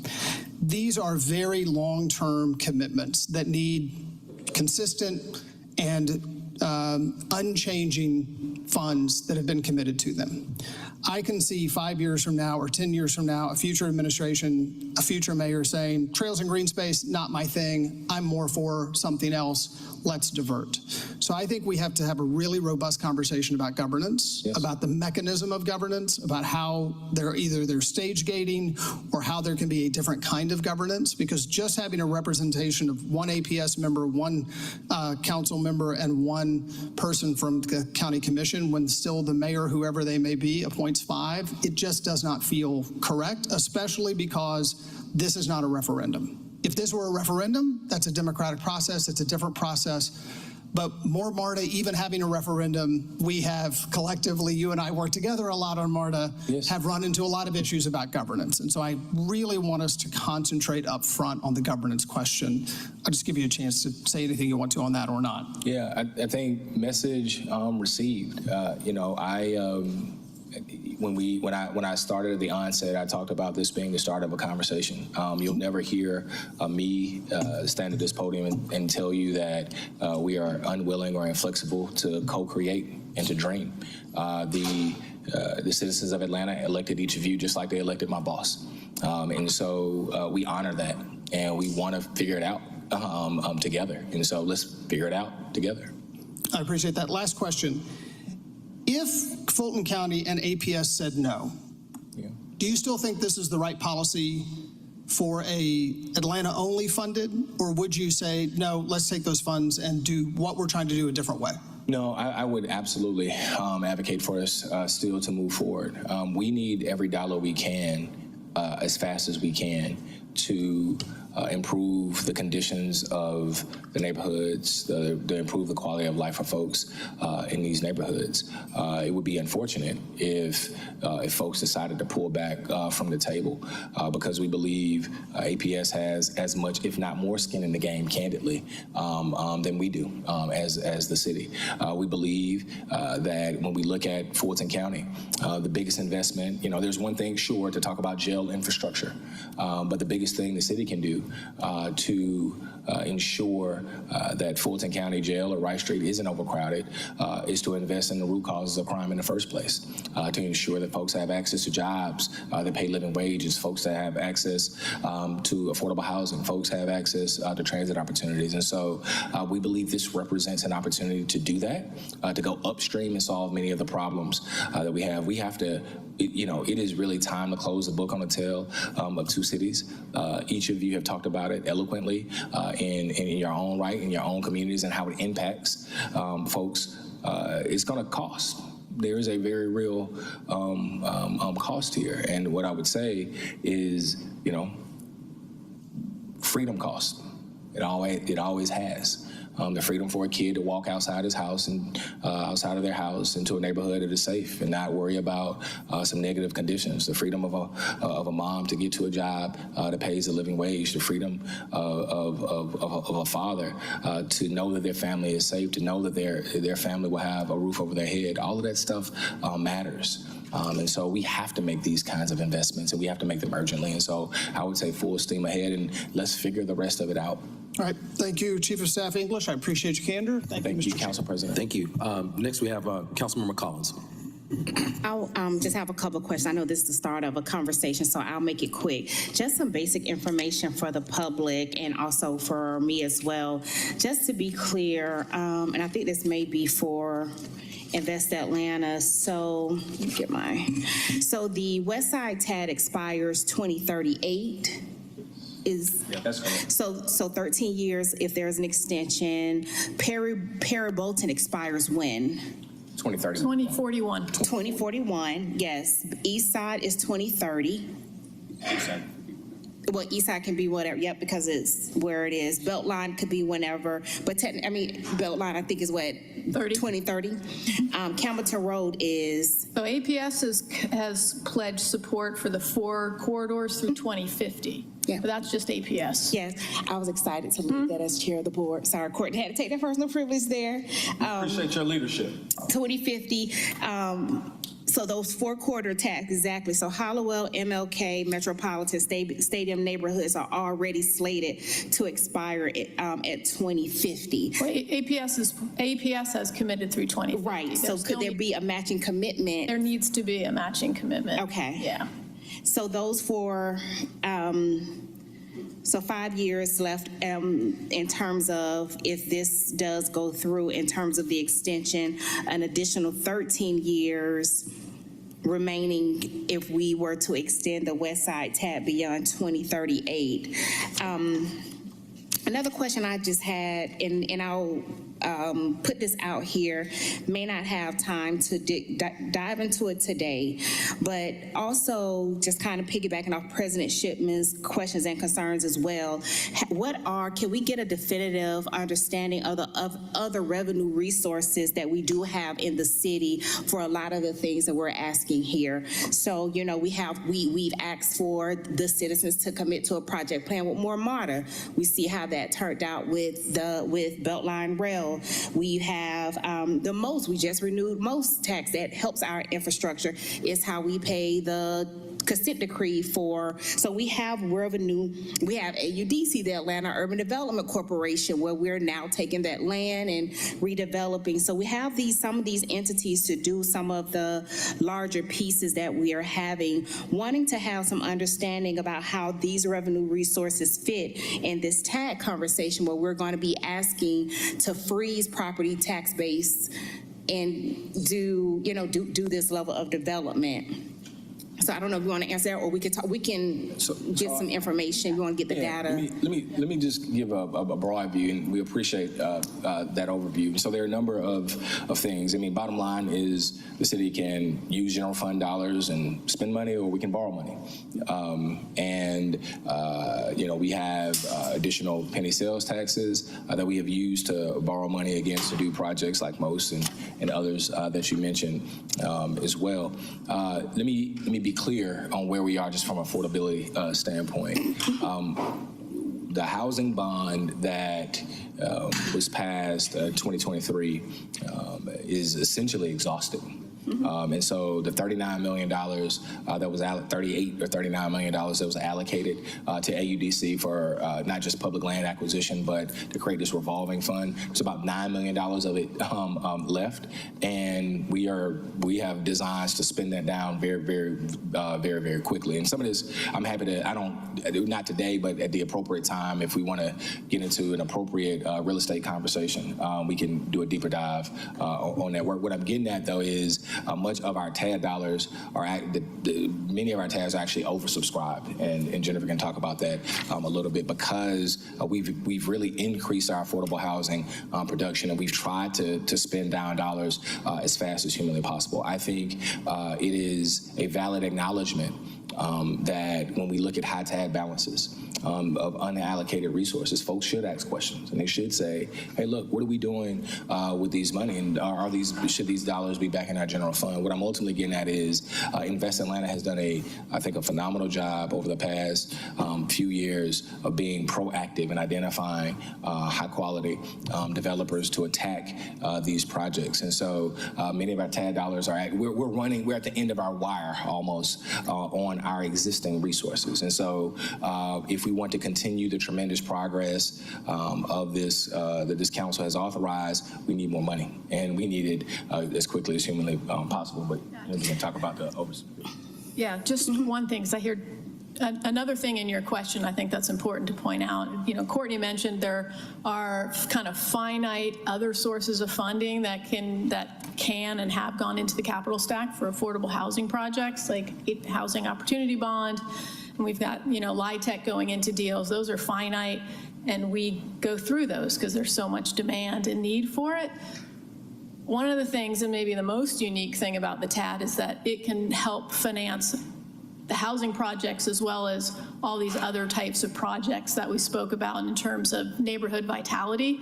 None of the other tools that we mentioned can help fund the commercial development that we need, the access to fresh food and grocery, the small business development, those types of things. So TAD is instrumental in that whole part and range of projects that none of the other tools can touch. So I think it's really important to talk about all of the tools at the city's disposal and dealing and working with philanthropic organizations to develop the needed capital stack. But then there's the additional value of TAD to help do these other things within the neighborhoods that elevate the neighborhoods to help children and families become successful that the other tools can't do. So I just wanted to make sure I mentioned that. Okay, yep, sounds good. So then it goes to my last question. I'll just stop here, maybe a little bit bigger one. So hearing the conversation today about the TADs, what we did not do a deeper dive into is the basic structure of TADs. And so what we know, the tax allocation district is defined by geographical boundary. And what we also know is like the East Side TAD, or how we close the Atlantic Station TAD. To your example, that geographical boundary, once the TAD met its full definition, we closed it. So thinking about the TADs that, there's a request to extend the TADs across the board, but there are certain communities that are clapping, that residents are clapping in the audience, and these TADs, they will not have any access to these dollars. Yes, they will benefit the residual piece that happened once that development comes online, but let's take, for example, Stadium Neighborhoods TAD that stops right at Windsor Street. Pittsburgh neighborhood does not benefit from that TAD. Let's take Grove Park, where a part of Grove Park is part of Pierre Bolton, the other part is part of Hollowell. But when you get into that affordable housing complex that they're trying to build, that development can't take advantage of those TAD dollars.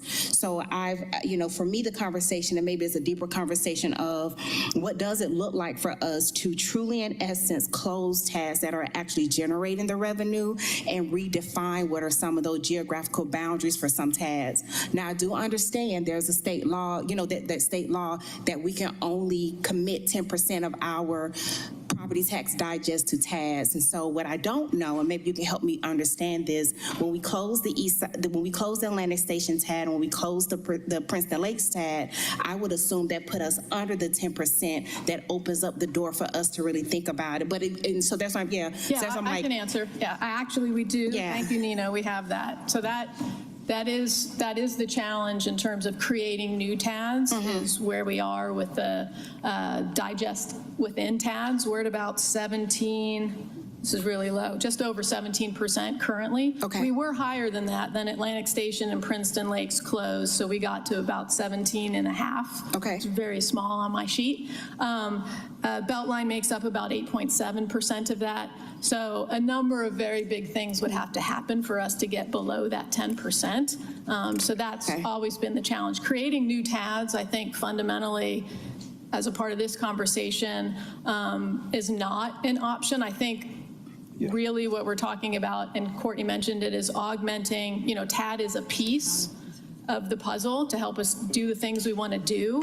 $5 billion worth of projects, that's a giant number, but the needs are giant, so there's other additional funding sources that we need to augment. And I can speak to this at a project level, and a couple of the folks who spoke at public comment mentioned it, how important it is for them and their projects to get approval of TAD money, because it allows them to go out into the community to raise additional capital. It shows, support and backing of a project. So I think similarly, if we have the support and backing to extend the TADs, it will allow the cities, Invest Atlanta, everybody involved in the development, community, whether it's housing, commercial, to leverage additional dollars. It's hard to get funding, don't get me wrong, but there's funding out there potentially that wants to align with other funding if it knows there's commitment behind it. And I think that's why that project plan is going to be so concrete. So East Side TAD again, we know part of the downtown, all of downtown projects are part of East Side TAD, and I think a lot of people, or West Side, depending on which end, but we do know the Gulch isn't a part of that, so it kind of have this gap there. I think a lot of people don't understand that part of the downtown is in the East Side TAD. So I think there was conversation. I think that project plan is going to be so key when you think about that, because normally when you hear East Side, you think about all the development that has already happened in Old Fourth Ward and Sweet Auburn, and not necessarily underground in that other part of, or Mitchell Street, or right around our, our backyard. So I do think it's important. The last question is South Downtown part of that TAD, or is right on the line? No, South Downtown is primarily in the East Side TAD. Okay. So not all of it though, right? And the lines get a little, there's a little bit around where our offices are that are in no TAD. So it gets a little bit wonky, but for all intents and purposes, there's a boundary Peachtree. Like if you're on one side of Peachtree, that's west side TAD. If you're on the other side, or vice versa, if you're on one side, east side TAD, the other side, west side TAD. South downtown primarily in the east side TAD. The Gulch, west side TAD. But Peachtree Center is not part of a TAD. Peachtree Center's in the east side TAD. In the east side TAD, right on the line. So I do think that those maps are clear for people to understand what that project plan is going to, that project plan is going to be necessary to be able to communicate that. I do think, and I know we're at time, but another thing I'll ask a question on is how does a commercial property valuation impacting our property tax digest is going to impact this as well, because what we're going to see happen is that the bulk of this property tax collection is going to be on the backs of us as residents and homeowners, and I do think there's dialogue there. I'll let you guys, the leadership, tax policy. Yes, the administration, I'll let you guys talk about that. I think we need to have, excuse me, a robust, urgent conversation about what we collectively do to right size commercial real estate values. It does create a disproportionate spread that is borne on the backs of residential homeowners. Those commercial properties are woefully underassessed, almost to the tune of 50%. Less than that, for like 47, 48% right now. It's not great. And so we are game for that conversation. We've talked to our partners at APS. We've had conversations with Fulton County. And so let's figure out a strategy collectively, because that is a massive source of revenue that does and could flow into the general fund. It's untapped. The other part I'll say, just to your previous question a little bit, is the TAD piece allows us to utilize other buckets of money, I think, to your point, or to your other points earlier. And so we don't, extending the TAD allows us to not necessarily pull on Housing Bond 3.0.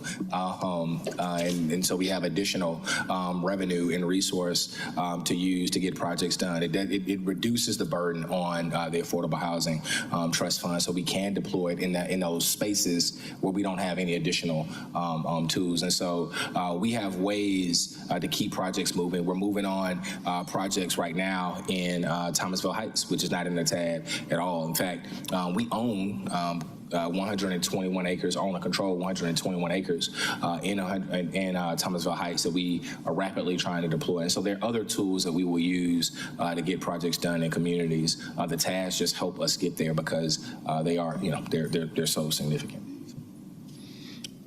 And then my last question, I think that participation and commitment from APS and Fulton County is going to be key. I think you have a real, issue here. This year alone, $87 million would have went to APS without participation in the TADs. And so when you have a school district saying they're trying to close a $100 million gap, that is extremely real, and that's just for 1 year.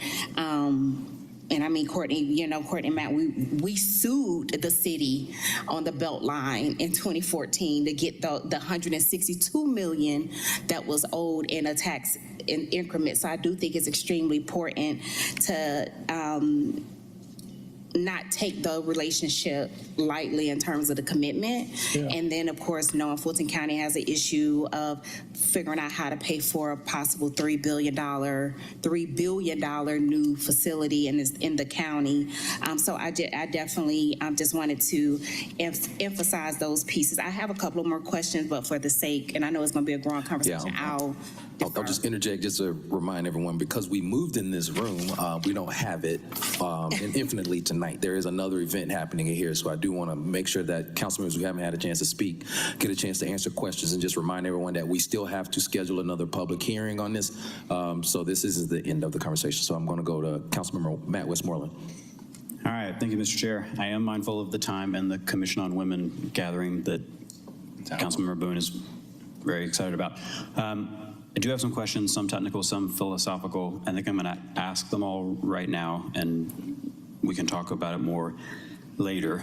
I am curious how December 31st, 2055 was chosen as the date. I assume that has something to do with bonds. And so my follow-up question to that is kind of what the next 1 to 3 to 5 years looks like in terms of when we would issue bonds, for what, in what order that would take place. I'm curious about the development of the project list, and I will echo Councilmember Bakhtiari and Council President Shipman in thanking you for a soft copy of that. I have a couple other data requests here at the end. I'm curious, as you all developed the list as it currently exists, 5.5 billion, was it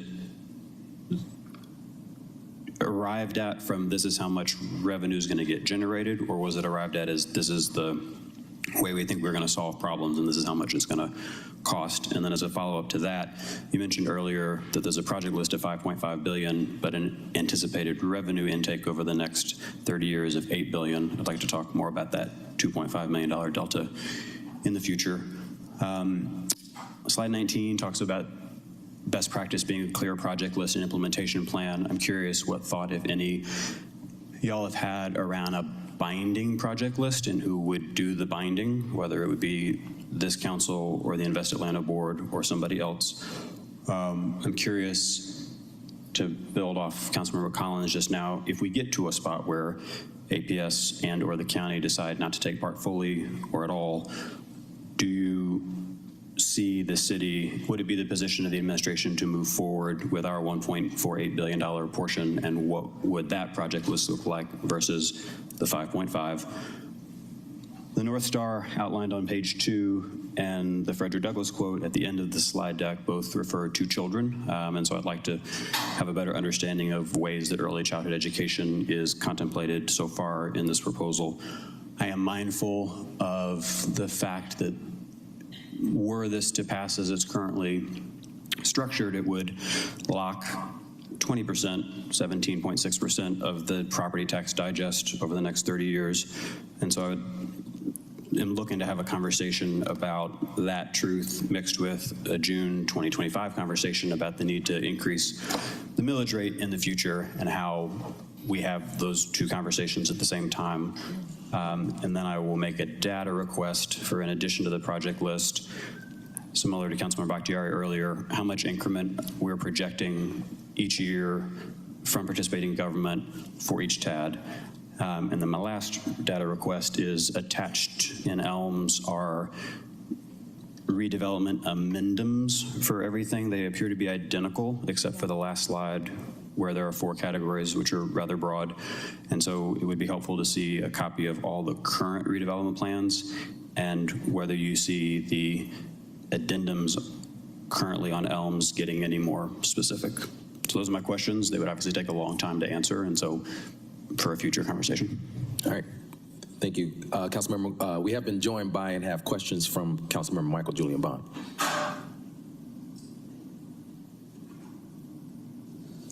Thank you, Mr. Chair, and thank everyone for their presentation. I don't have any questions because I obviously support the legislation and I support TADs, but I do want to provide some information to the discussion as I've been monitoring it from my office. One of the things I think that's important to put, that needs to be addressed, that I think can help allay fears for people about the determination of how TAD funds are spent. And the council president raised this issue about the Invest Atlanta board not being elected. As the author of the legislation that created the Atlanta Development Authority, which became now under nomenclature is known as the Invest Atlanta Board, Invest Atlanta was never supposed to be independent of the city of Atlanta. The way to, once you set up a development authority is equal to a state level governmental body. But the way that Invest Atlanta, i.e. the Atlanta Development Authority was contemplated, was to be controlled by the city of Atlanta via contract, not intergovernmental agreement. When you have an intergovernmental agreement between entities, that suggests that there is an equality between those entities. Invest Atlanta, i.e. the Atlanta Development Authority, was always supposed to be subservient to the needs, the desire, the direction of the city of Atlanta. So to address that one point is to go back to our practice of having Invest Atlanta follow a contract with the city of Atlanta for performance for these different initiatives, whether they be TADs or any other type of developmental interest or project. And so somehow over the years, it shifted from being a contract to an intergovernmental agreement. It should not be an intergovernmental agreement because when it was conceived in the late 90s, it was conceived in a time when Atlanta had a dearth of development possibility. Well, the possibilities were there, but we had a dearth of interest from folks who wanted to invest and develop in Atlanta. So the entity was created to do that economic development and to perform those functions alongside. And as the author of the West Side TAD and the Atlantic Station TAD that was mentioned, the Atlantic Station TAD, of course, has performed almost perfectly. It's a textbook case of how a TAD should perform in the city of Atlanta. It took an area that was the second worst environmental place, Brownsfield in America, and turned it into basically a showplace example of how to turn something that was not producing any economic development for the county, the school board, or the city of Brownsfield, and turn it into a real destination that's had economic impact surrounding the community. And so I'm looking forward to another deep dive conversation about this because people need to be educated about the impacts of what TADs can do. And I know that as I was coming in, Council Member Collins had kind of touched on the fact that you can't use TADs funds outside of the TAD, but the city of Atlanta has actually done that in the past. Under the Franklin administration, we would not have the Gateway Center if not for funds being shifted from the West Side TAD to build and renovate the Gateway Center as we know it today. $22 million. They found a way to divert those funds for that particular project, and it was accomplished, and it's up, and it's working, and it's functioning. And of course, the state of Georgia is very much aware of it. So there are ways to have these impacts directly shifted to the boundaries, whether it is a spillage spillage over the line for those communities or areas, or whether or not it's a direct investment in another outside project. And in some of these other neighborhoods, particularly the stadium communities, I think it's important that they have other economic tools that are TAD-like that are functioning in the neighborhoods and communities, particularly the stadium neighborhoods. They have the benefit of an arrangement with the Fulton Atlanta Sport. That's not the right this is not the right acronym, but it's the Fulton and Atlanta Recreation Authority, where they get income derived from the development of the area around Georgia State University's extended development in south of downtown. Plus, when the city of Atlanta property is developed or sold, those communities receive revenue from that. So I'm looking forward to, I guess, another work session on this. I think the community really does need to be better educated about the implications of how TADs, well, not so much the implications, but the impacts that TADs can have on communities. They're great economic development tools. Of course, they came out of the state of California, and if Compton, California, can have a TAD that developed light rail, affordable housing, brought economic development, surely Atlanta can do the same thing. I'll withdraw. Thank you, Mr. Bond. Again, I just want to reiterate, due to an advertising error, that we will still be having a public hearing. Hopefully that will happen at our next Community Development and Human Services Committee. I just want to leave with one lasting word that obviously serving as the TAD Committee Chair in Invest Atlanta, serving on that board, I get to see every month the benefits that the TAD has around the city of Atlanta. Getting to see, just in our last meeting, that out of 12 council districts, there were projects in 10 of them. So that I know this is something that we can do citywide and make it work. Right now, the one thing that I want to see fleshed out is understanding the boundaries outside of that halo. I've got communities like Lakewood, Peoplestown, Thomasville Heights, which I know we have a project in. But I'm concerned about the spillage, so to speak, that Councilmember Bond just mentioned, and how do we reach these other neighborhoods that has been underserved traditionally, especially if we're saying this is to help those type of communities. So as we continue this conversation, I would love for us to just get more detailed into our plan and our actions to be able to help some of the neighborhoods that are not in the existing boundaries of the TAD to make sure that they truly benefit from this, because they are the ones that have not been able to be part of a lot of these developments that have happened for many years. So I will leave with that. Councilmember Norwood. Just for your edification, one of the things we ought to do, if we're looking at extending these TADs, there are parts of the city that this doesn't affect, and I'm one of them. And so we need city services to come to us. We need, because there's a whole lot that is going to be sucked up into this. So my request is, and I talked to the CFO about this, look at the MAF funds, see which one of those are touched by TADs, that if we do TADs, they could be the funding mechanism, and that would free up the MAF fund to provide city services and keep our taxes down for those of us who are not going to be affected by this positively at all. Understood. Okay. Yes. All right. Now, I really don't want to lose my quorum, so we have an item before us that needs a vote. I think, I appreciate when you led off with your statements that this was just the beginning of a conversation. Absolutely. That this is something that, if we're going to spend this type of investment and for the city and for its future, then it deserves the attention and detail that I think this council and this body are going to give it along with this administration. So with that being said, I'd like to make a motion to hold so we can continue that.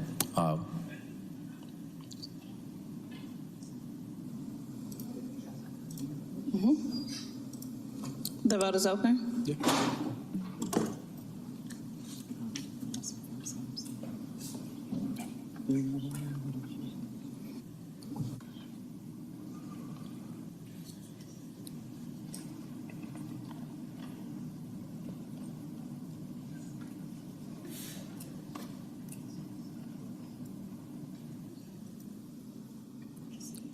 The vote is closed. 4 yeas, 0 nays. This item is held in committee.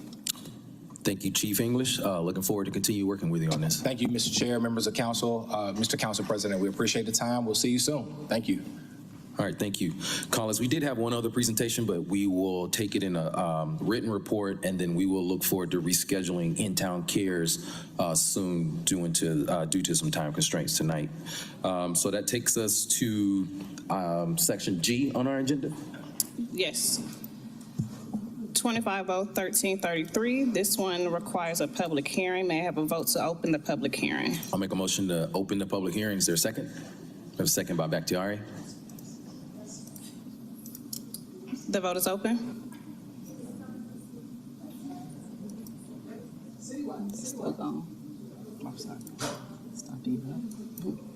The vote is closed. 4 yeas, 0 nays. The public hearing is open.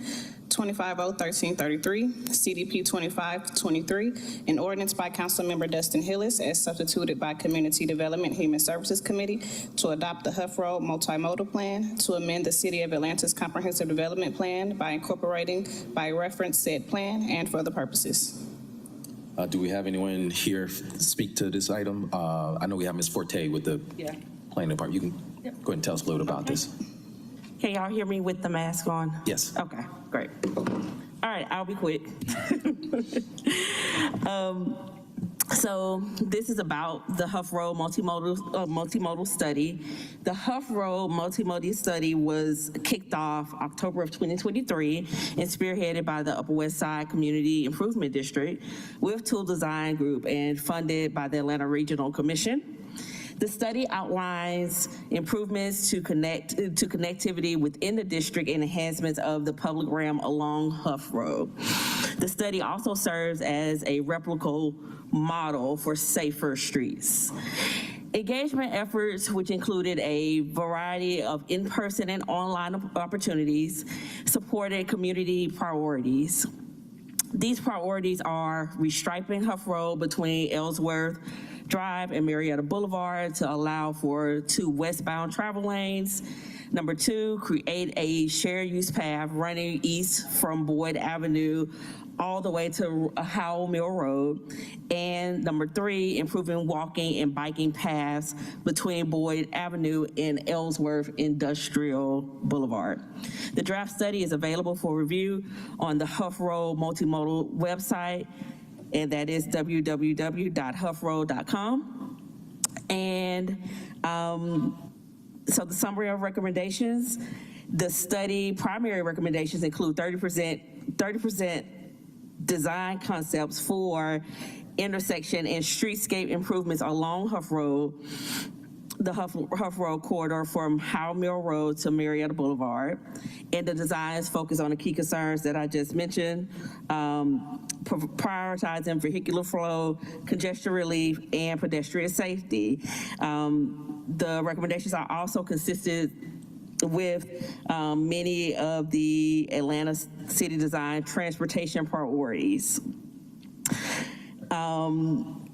It will inform future and local regional transportation priorities by being adopted into the 2025 Plan A, Atlanta's Comprehensive Development Plan. The study is also consistent with Plan A, Atlanta City Design, and other city plans and initiatives. And while the plan does not have any land use, or zoning recommendations, but it does have transportation recommendations. All right. Any questions from colleagues? Seeing none, we had no one that signed up for the public hearing, so we have a motion to close. I will second.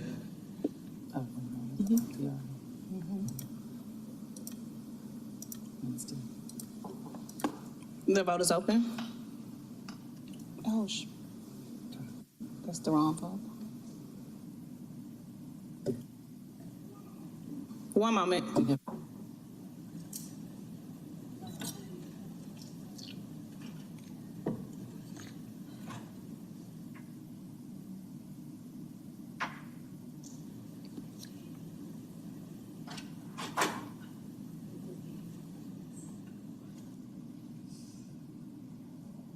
One moment.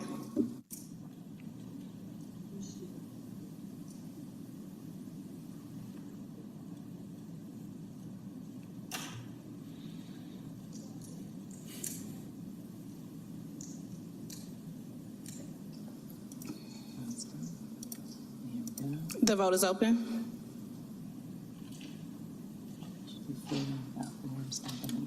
The vote is closed. 4 yeas, 0 nays. The public hearing is now closed. Okay, I will make a motion to approve. Is there a second? I have a second by Bakhtiari. If you please open the vote.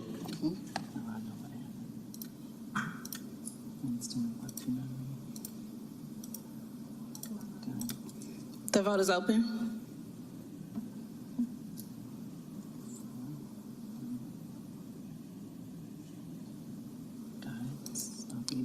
The vote is closed. 4 yeas, 0 nays. This item is approved. That takes us to Section H.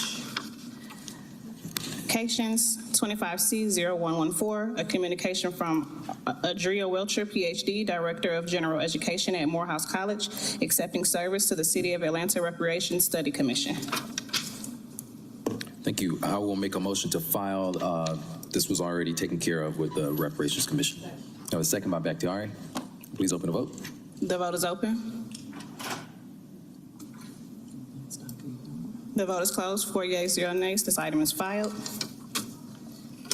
25C0115, a communication from Mayor Andre Dickens appointing Ms. Katie Mola to serve as a member of the Municipal Market Company Board of Directors. This appointment is for a term of 2 years.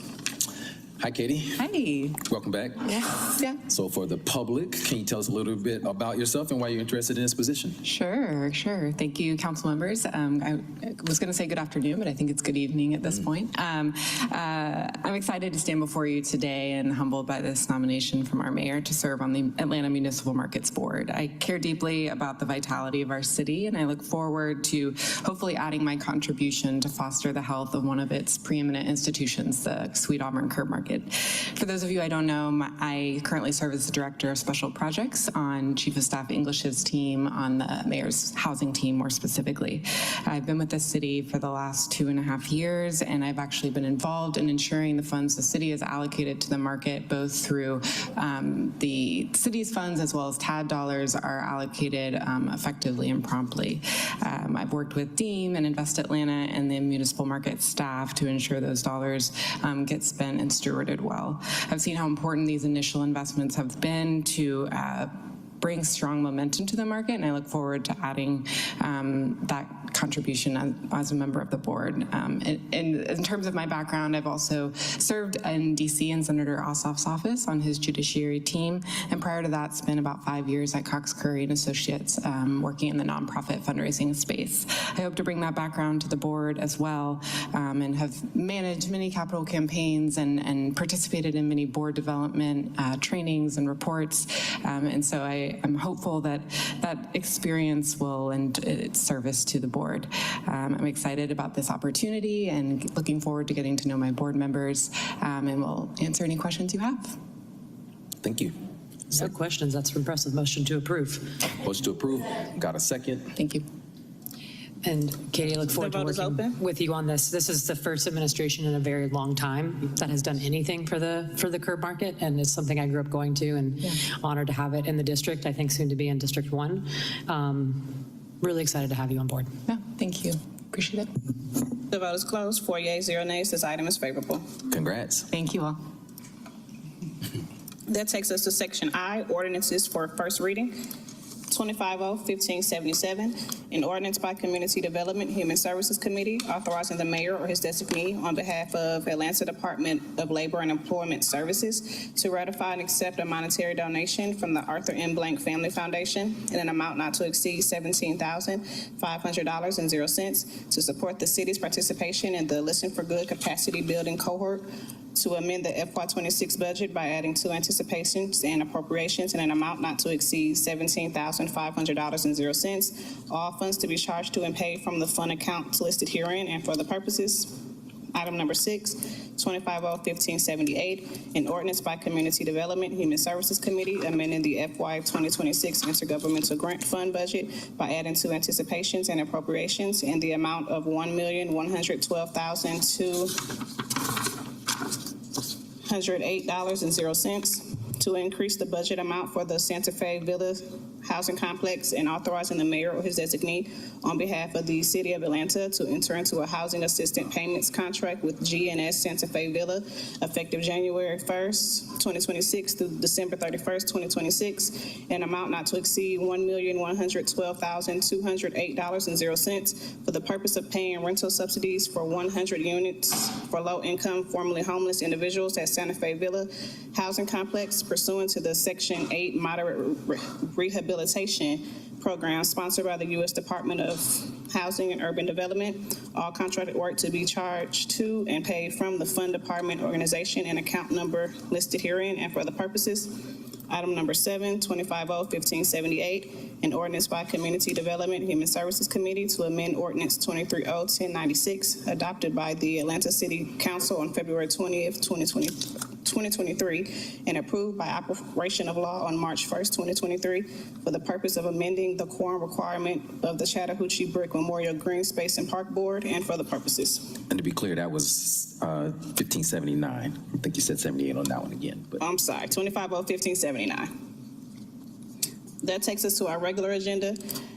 25-0-1557, an ordinance by Councilmember Byron D. Amos to amend Chapter 74, Environment, Article 5 nuisances of the City of Atlanta Code of Ordinances to add new code section 74176 to create an undeveloped vacant property nuisance ordinance wherein it shall be established that unsecured undeveloped property that remains vacant for more than 60 days and that poses a public nuisance for public safety or public safety risk, endangers the public health, safety, and welfare of the citizens of the city, and to require owners to install and maintain a secure perimeter fence or other approved barrier, and to provide for definitions, exceptions, enforcement, and penalties, and for the purposes. Thank you. There was a request in conjunction with the author to hold this paper, so I make a motion to hold. The vote is open.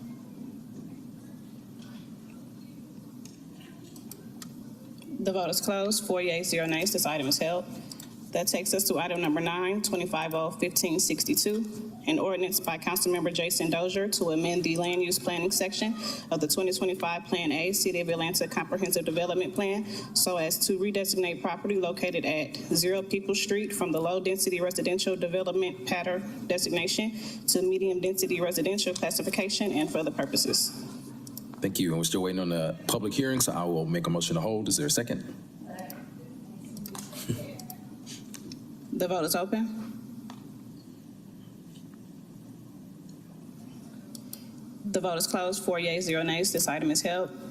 Item number 10, 25-0-1566, an ordinance by Councilmember Jason Winston authorizing the mayor or his designee on behalf of the Department of Grants and Community Development to ratify and affirm all services rendered and payments made under the Community Development Softman Agreement number listed with Benevate for the term beginning November 1st, 2024 through October 31st, 2025 in an amount not to exceed $48,000.00 for the administration and disbursement of government funds through its neighborly application management platform for the purpose of for the mayor or his designee to execute any and all documents necessary to effectuate the ratification of all services rendered and payments made during that period. All contracted work shall be charged to and paid from the account numbers listed herein and for other purposes. Ms. Jones, thanks for hanging out with us. Hello, good evening. Genevieve Jones, Director of Entitlement and Competitive Compliance for the Department of Grants and Community Development. This legislation is being brought forward to ratify and affirm the services that were necessary for continuing the operations of DGCD. The Neighborly platform is our primary system for administering, tracking, and distributing the funds that we receive through HUD. There was a delay and it was administrative, and that's why this is a retro. Okay. I'll make a motion to approve. A second. The vote is open. The vote is closed. 4 yeas, 0 nays. This item is favorable. Item number 11, 25-0-1567. An ordinance by Councilmember Jason Winston authorizing the mayor or his designee in his sole discretion to enter into and execute the appropriate agreements and other documents with the United States Department of Housing and Urban Development that the city attorney deems necessary or advisable in order to effectuate the city's receipt of the 2025 Community Development Block Grant Program, Emergency Solutions Grant Program, Home Advancement Fund Program, and Housing Opportunities for Persons with AIDS Program entitlement grants on behalf of the Department of Grants and Community Development, and subject to the mayor's execution of such agreements, to amend the FY26 Community Development Fund budget in an amount not to exceed $7,200,753.00 for the purpose of funding the 2025 CDBG program and the 2025 ESG program, to amend the FY26 Intergovernmental Grant Fund budget in an amount not to exceed $15,399,142.00 for the purpose of funding the 2025 HOPPA program, and to amend the FY26 Home Investment Fund budget in an amount not to exceed $2,031,804.29 for the purpose of funding the home program by adding to anticipations and appropriations funds awarded by HUD in an amount not to exceed $24,631,699.29 and for the purposes. I'll make a motion to approve. Have a second. The vote is open.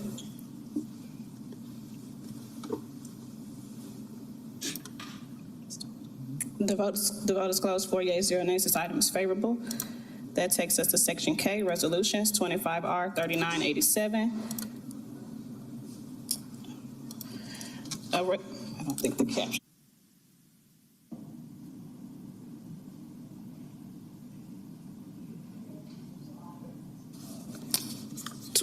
25R 3987.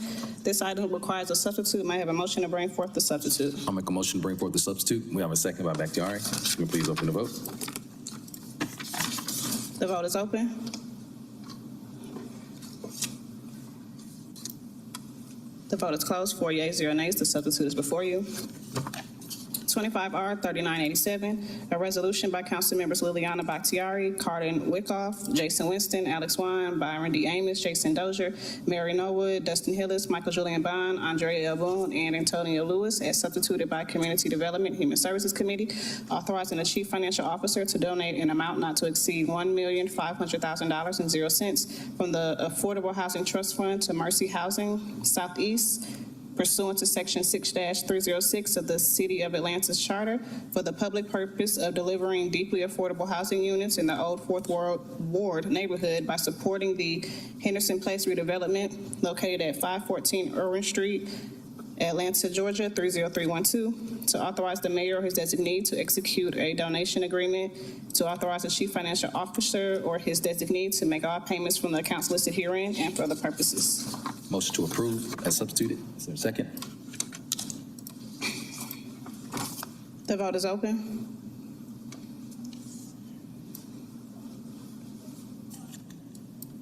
The vote is closed. 4 yeas, 0 nays. This item is favorable on substitute. Item number 13, 25R 3989.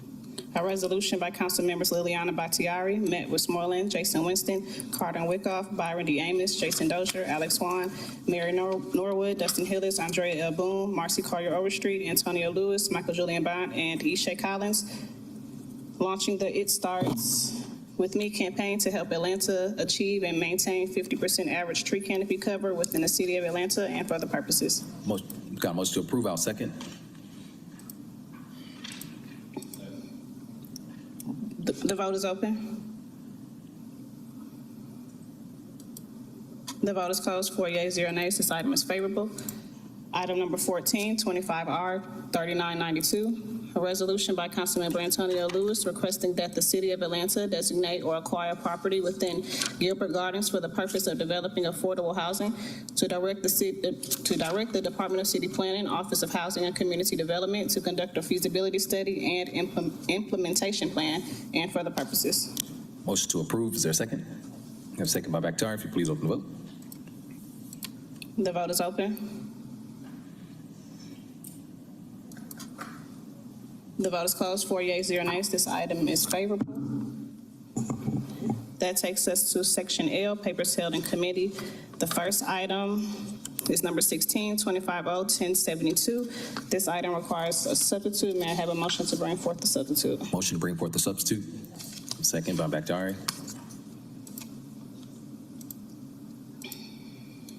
The vote is open.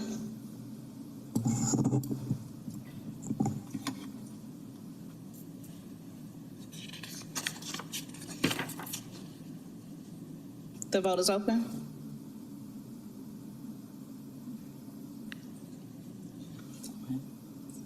Will everyone please vote?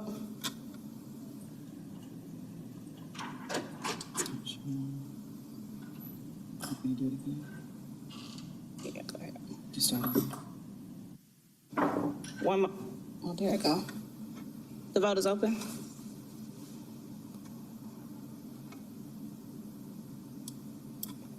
The vote is closed. 4 yeas, 0 nays. The substitute is before you.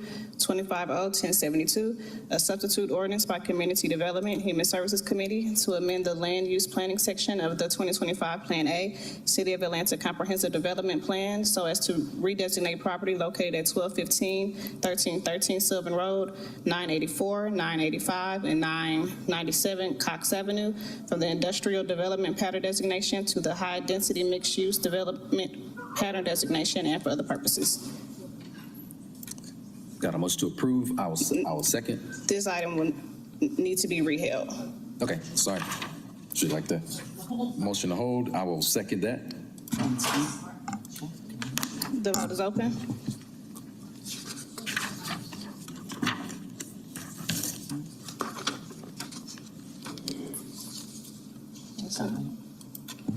The vote is closed. 4 yeas, 0 nays. This item is held in committee. That takes us to our last item, item number 24, 2500082, a communication from Jonathan Gales, PhD, professor and chair of the Department of Africana Studies at Georgia State University, appointing Professor Akinle Umoja to serve as a member of the City of Atlanta Reparations Study Commission. I'll make a motion to file. You have a second?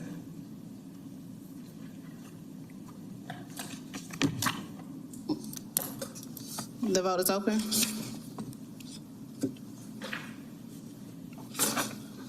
He didn't show up. The vote is closed. 4 yeas, 0 nays. This item is filed. Thank you. Any parting words from colleagues? Seeing none. Oh, Councilmember Bond. Thank you. I just want to remind the public that the ATL, Fresh and Free food distribution will be tomorrow, and it will be located at the Church of Atlanta Lighthouse, 1380 Boulevard Drive Southeast at 2 p.m. and we'll be there while supplies last. Thank you. Thank you, Councilmember Bond. Thanks, everybody. We are now adjourned.